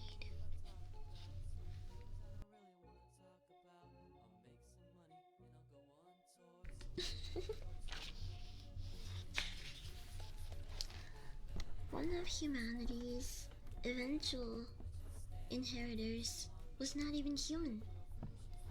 It derived from the reptilian stock that had proliferated during the demise of the lizard herders. Theirs was a true case of a world turned upside down. As the humans degenerated into witless animals, the cold-blooded reptiles prospered in the tropical climate of their planet. Generations passed, and they began to evolve into increasingly smarter forms, one of which distantly resembling featherless versions of the predatory dinosaurs of the past, actually crossed over the threshold of sentience and built up a series of civilizations. These fledgling cultures began to understand the true origin of the monstrous ruins littering their planet. Ruins that until then had been considered natural aberrations of timeless memorabilia of gods. Now, however, they saw the intermingled ruins of the cool and the star people for what they really were. It was though this understanding that the biologically unrelated Saurus sapiens nevertheless took up the cultural identity of humanity. In their archaeological efforts, the Sapiens began to understand that the animals they used for food and labor were descended from the founders of their very existence. And somewhere in the stars lurked the forces that malformed them. Forces greater than the star people. Dark forces that might someday return. The human animals served as a reminder, just as Pindaravus had to the star people, that if the Sapiens wanted to assure their continued existence in the cosmos, they had to be watchful. The pressure of such a reality put their cultures under enormous stress. Some factions turned to religion and remained ignorant under an umbrella of comforting fantasies. Others acknowledged the threat of the galaxy, but reverted to a paranoid rhetoric of conservationism. The galaxy has scared them greatly.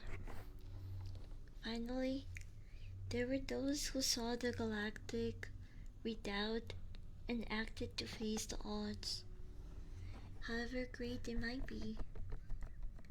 Conflicts and even wars were not uncommon between these three factions. In the end, the centuries long dispute began to resolve in progressive factions' favor as they expanded their spheres of knowledge, influence, and activity. The Sapiens became as human as any other civilization opening up to the galaxy.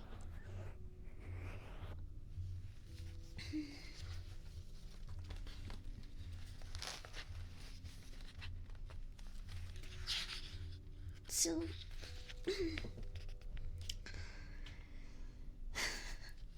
the more intelligent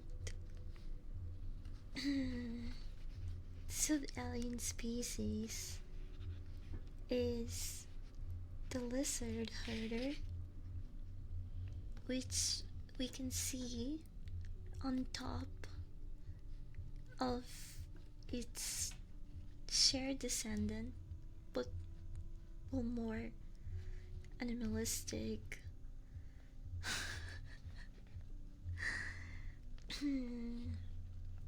descendant of the star people. They both share the same descendants, but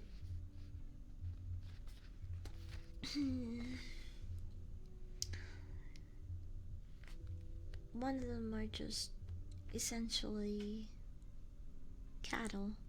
They're goy cattle.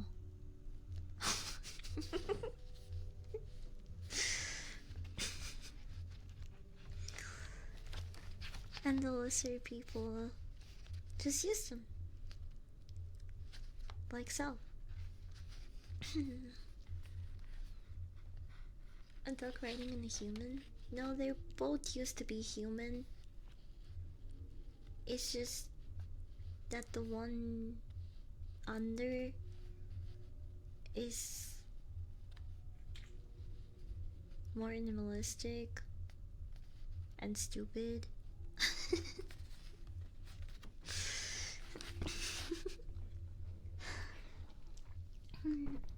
But they're both evolved humans, you could say.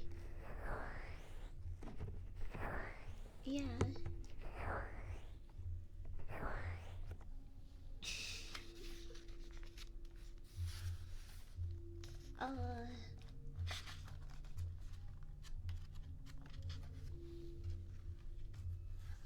We are approaching past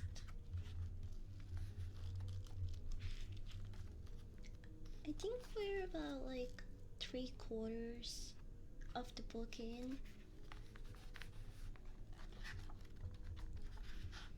I don't know if we're gonna end the book on the next stream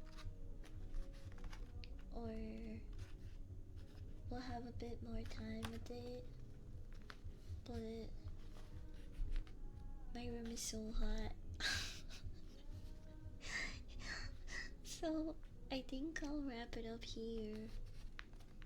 The next group of people we're going to learn about, though, can you remind me of I feel like I've seen a similar alien to this.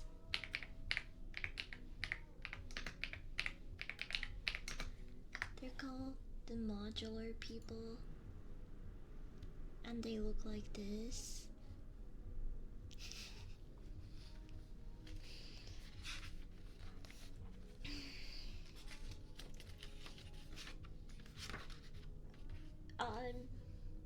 There's a lot going on here.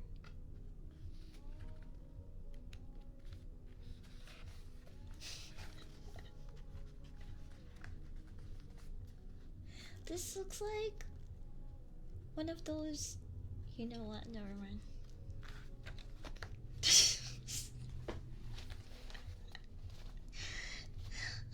Well, since you guys already said it, it does remind me of those just like fictional sex toys. It does, it looks like a bad dragon.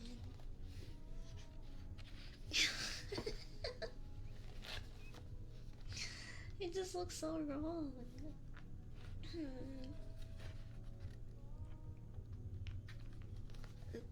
There's a lot going on here.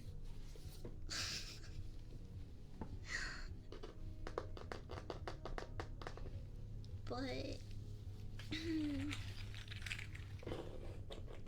it's hot and dry in my room. So we're gonna stop reading here.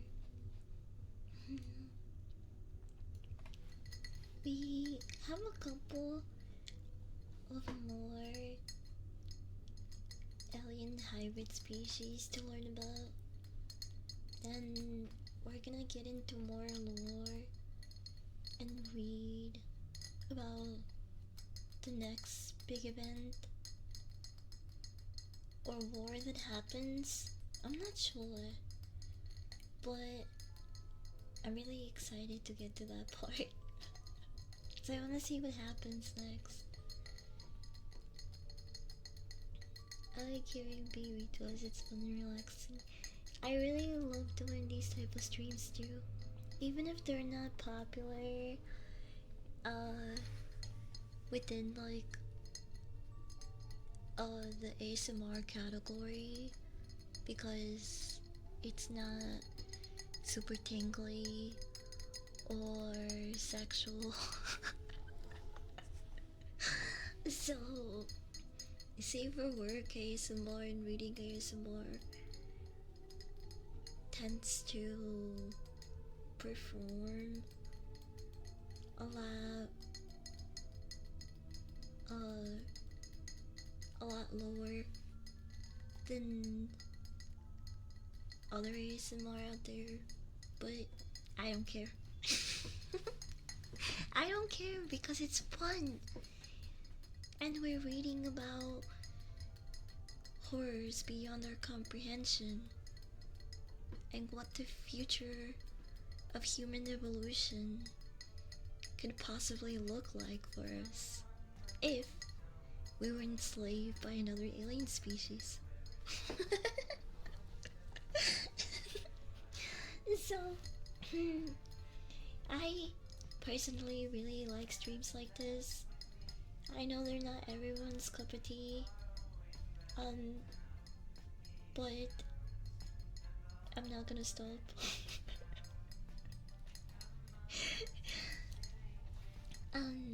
I definitely want to keep reading this book and finish it, and then maybe, oh, there's another book that I'm really interested in with similar themes.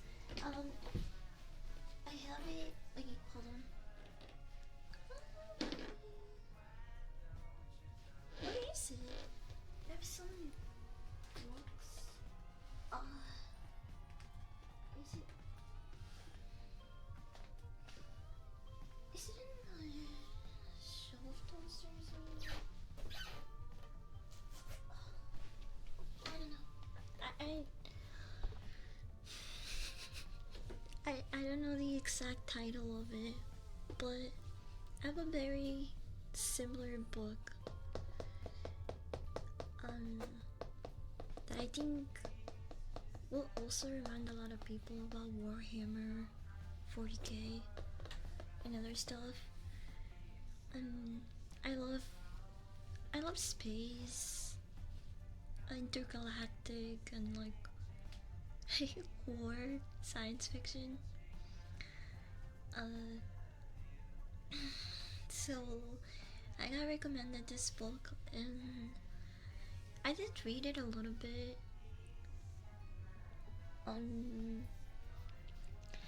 I did read it a little bit, but that was a couple months ago, and I already forgotten most of it. So I'd love to read it on stream with you guys. Maybe after this. Or if I have other books in mind, maybe we can run a poll to see what sounds the most interesting.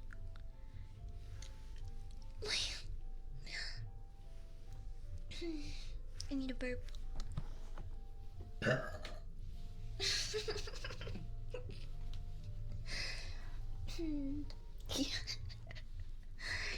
I'm slowly grooming you guys into becoming a book club with me. You like Dune? I probably would. I really like the aesthetic overall. I do wanna watch the Dune series eventually. Yeah.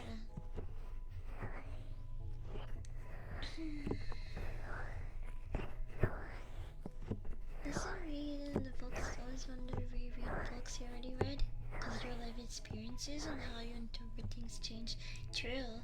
Kinda like when you rewatch a movie and you see all these little details and things that you missed on your first watch. The very same thing could be said about books. You're right.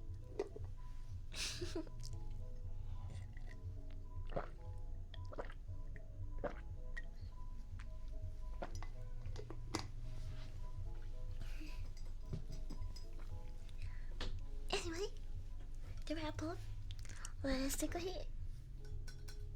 More specifically, a dab, cause I ran out of blood. So I've just been taking dabs.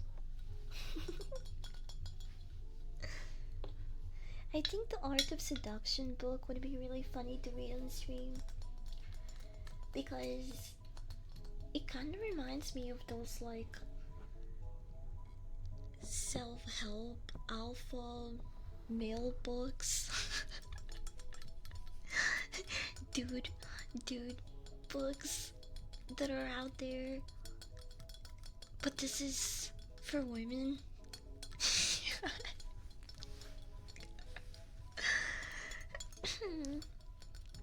maybe if I actually finish this book, it'll help me finally get a husband. It'll help me find a rich, powerful husband that will fund my VTubing career so I can stream full time and just be a VTuber. Like, not gonna say any names.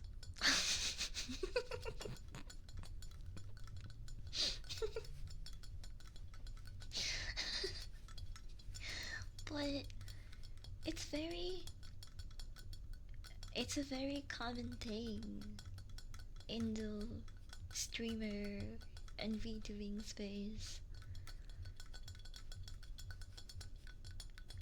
There's even huge names out there that most people probably would never assume are married.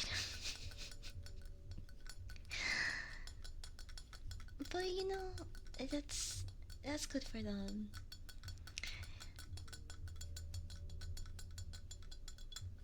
I envy that lifestyle, actually. Especially on Mondays. I envy it on Mondays the hardest.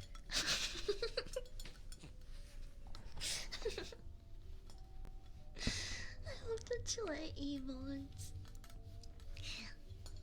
Look at that derpy guy. He's so cute.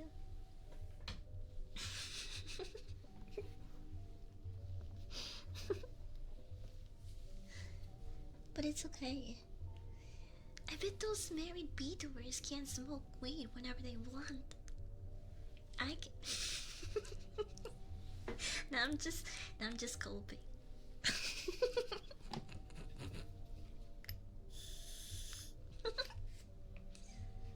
My favorite is the side-eye one. It's so cute.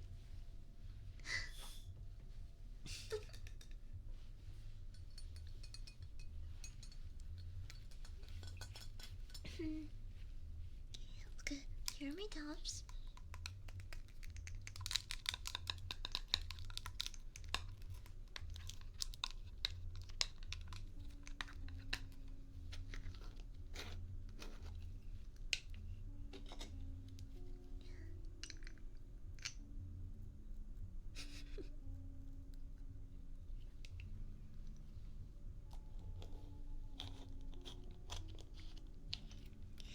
I'll probably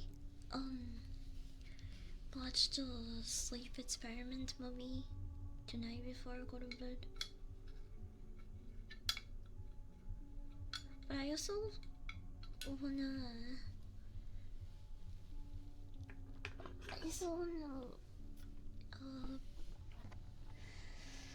see if I can fix my base in Power World. The thing about Power World though is you log in and you blink and it's been like 3 hours. So I just have to be careful about that so I have time to watch the movie at the end of the day. I've noticed that, yeah, like why is this so addicting? I can't believe that I streamed over 2 hours yesterday. I said 2 hours is gonna be my cutaway, and I ended up streaming like 3 something hours. And an hour of that was just chill at parkour.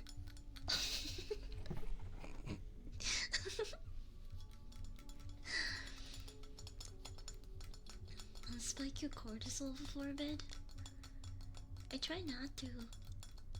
I like to think that I don't scare easily, and it's the reason why I'm able to watch a horror movie and then go to sleep 15 minutes later. But sometimes the movies can be really intense and keep me on my toes, and then I just end up making things difficult for myself. Like when I watched Hollow Road, I drank more coffee in the last 40 hours than you have in the last 2 weeks. That's not good. Try to watch out for that.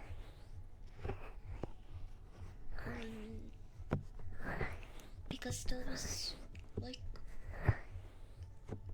caffeine relapse headaches are the worst. Oh yeah. I'll try not to. If the second base range is fucked up, I will crash out.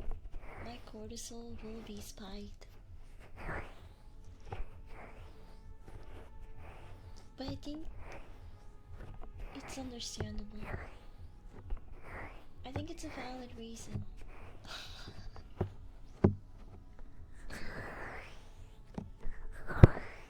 They kept hurting themselves while I was off.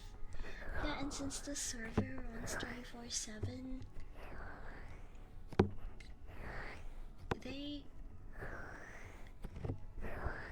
get really roughed up.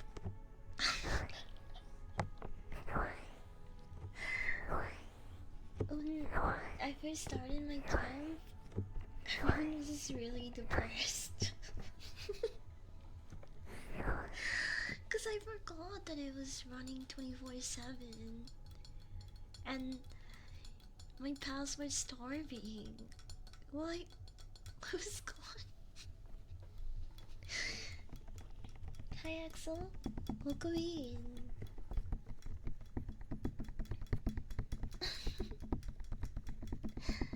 Oh yeah.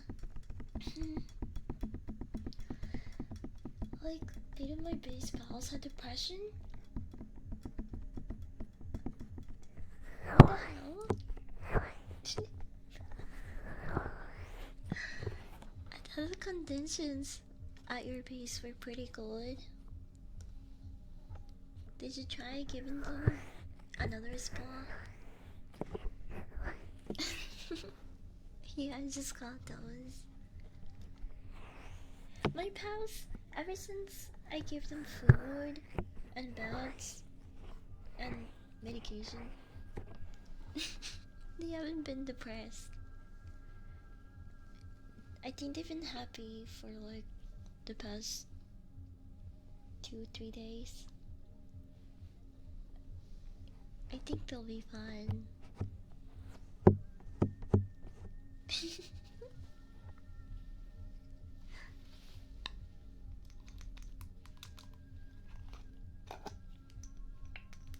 I can't believe how much extract I still have. I've been hitting these tabs for like the past 2 months, and I still have a good amount. It just goes to show how much lower my tolerance got. This amount of tabs would never have lasted me past 2 months before.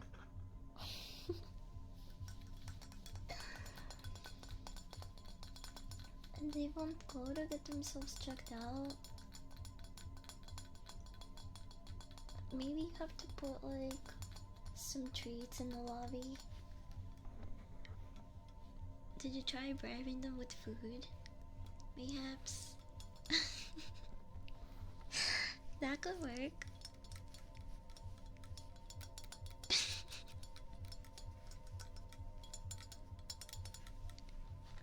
It definitely helps convince me whenever my girlfriends needed to go to a Planned Parenthood clinic to get an abortion. They would be like, please, can you come with me? And I'll be like, oh, I don't know, hospitals and clinics, like, kinda not really my thing. But then I remember that they give out a lot of free candy.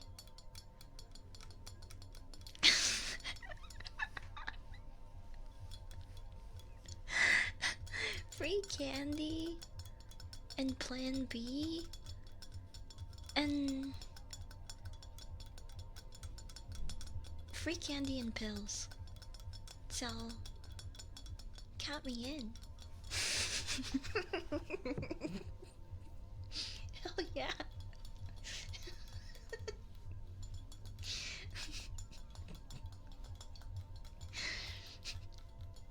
So maybe try doing the same for your pals and leaving some candy outside.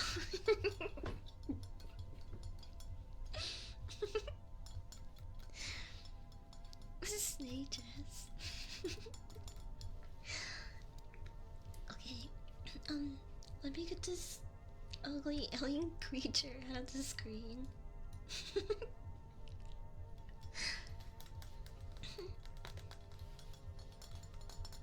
I have a ball here. We're gonna get rid of this.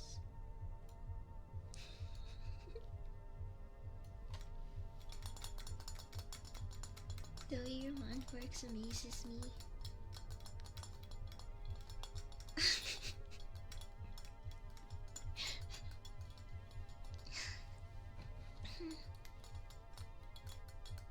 Okay, we're gonna light this up.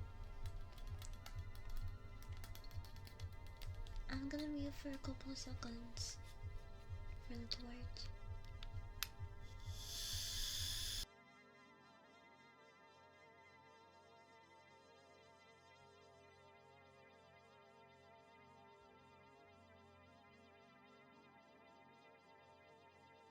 Okay. Ready?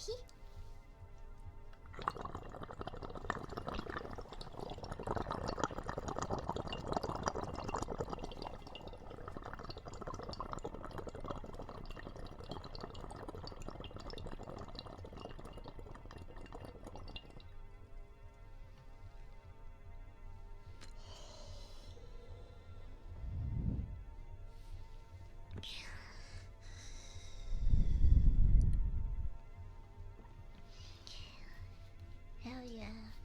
That's the stuff.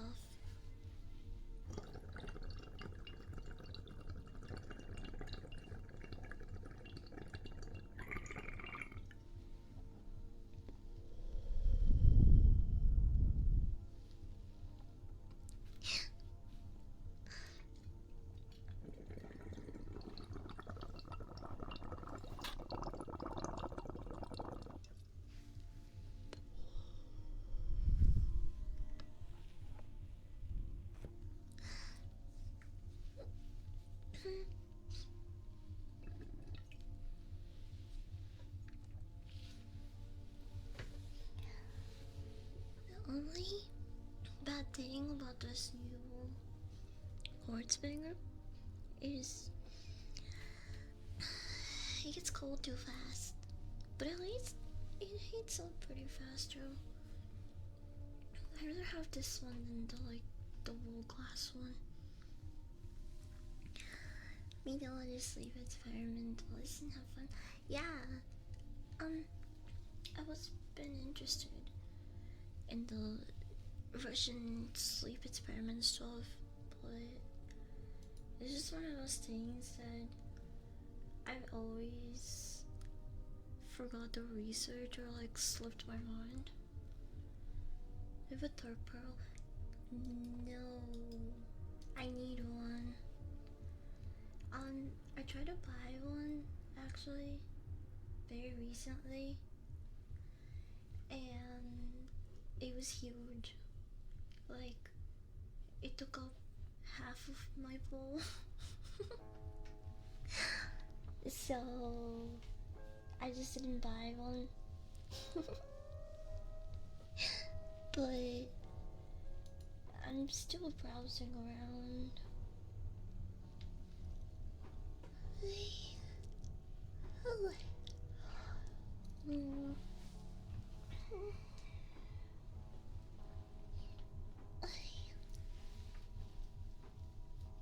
I'm cracking my shit.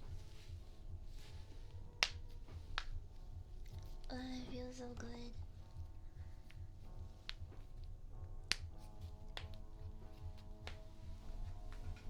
Oh yeah. I love cracking my whole shit after sitting for a bit.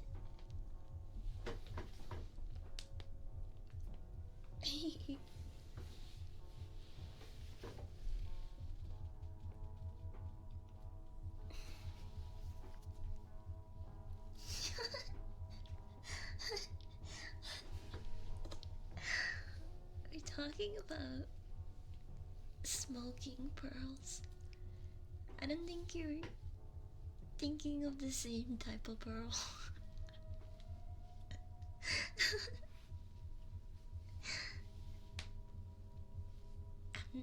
I'm just going around trying to see what else I can crack.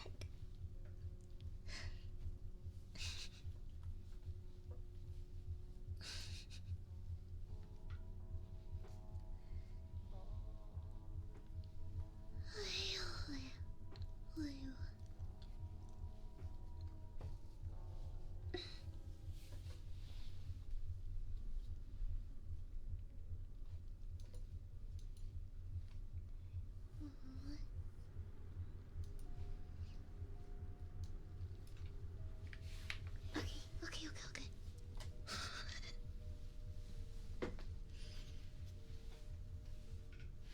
I'm getting too distracted, cracking my bones.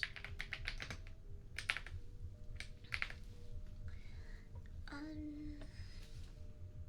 I stream tomorrow? Tomorrow's Thursday.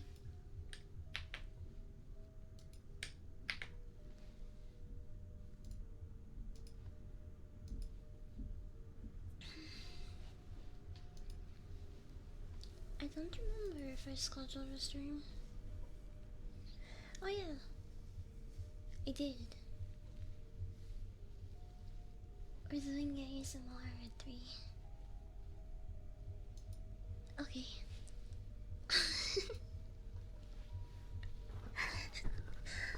I'm just working on this schedule. Anyway, chat. Watch Hollow Railroad, The Sleep Experiment, or A Dark Song. Hollow Road if you want a short movie. A Dark Song if you like gothic in a cold horror. And really like horror movies that take like inspiration from real religious scriptures, etc. I feel like that movie is good for people that like going down rabbit holes. But it's not. I don't think it's a short film. I think it's almost like 2 hours or 2 hours, and it can be a slow burn, I guess. Like technically nothing paranormal really happens up until like the midpoint of the movie, I think. I don't know, but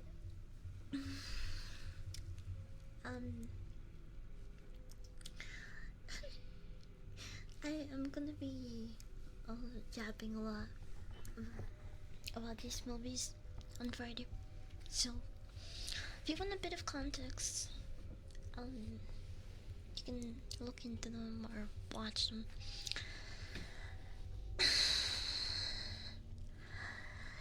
The Sleep Experiment is psychological. That's the one that I'm watching tonight. Hopefully. I didn't even notice you took a picture of me. Why is my forehead so big? Because I smoked some weed. Now I look like this. This is all I took. 1 marijuana. And now I permanently look like this. Don't do drugs. Okay, Chad? We're gonna read. Ow! Wait, stop! What the fuck? We're gonna read someone new, but their model looks cool as shit.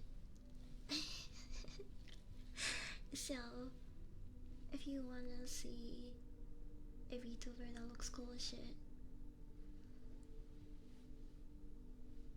stick around. I don't. You know what? Never mind.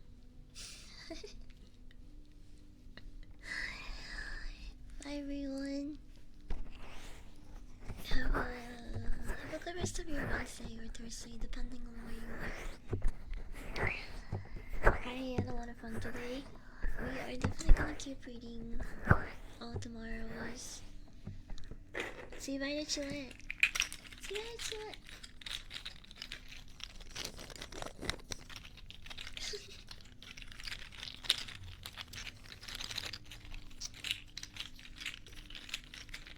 By the way, I've been spa camping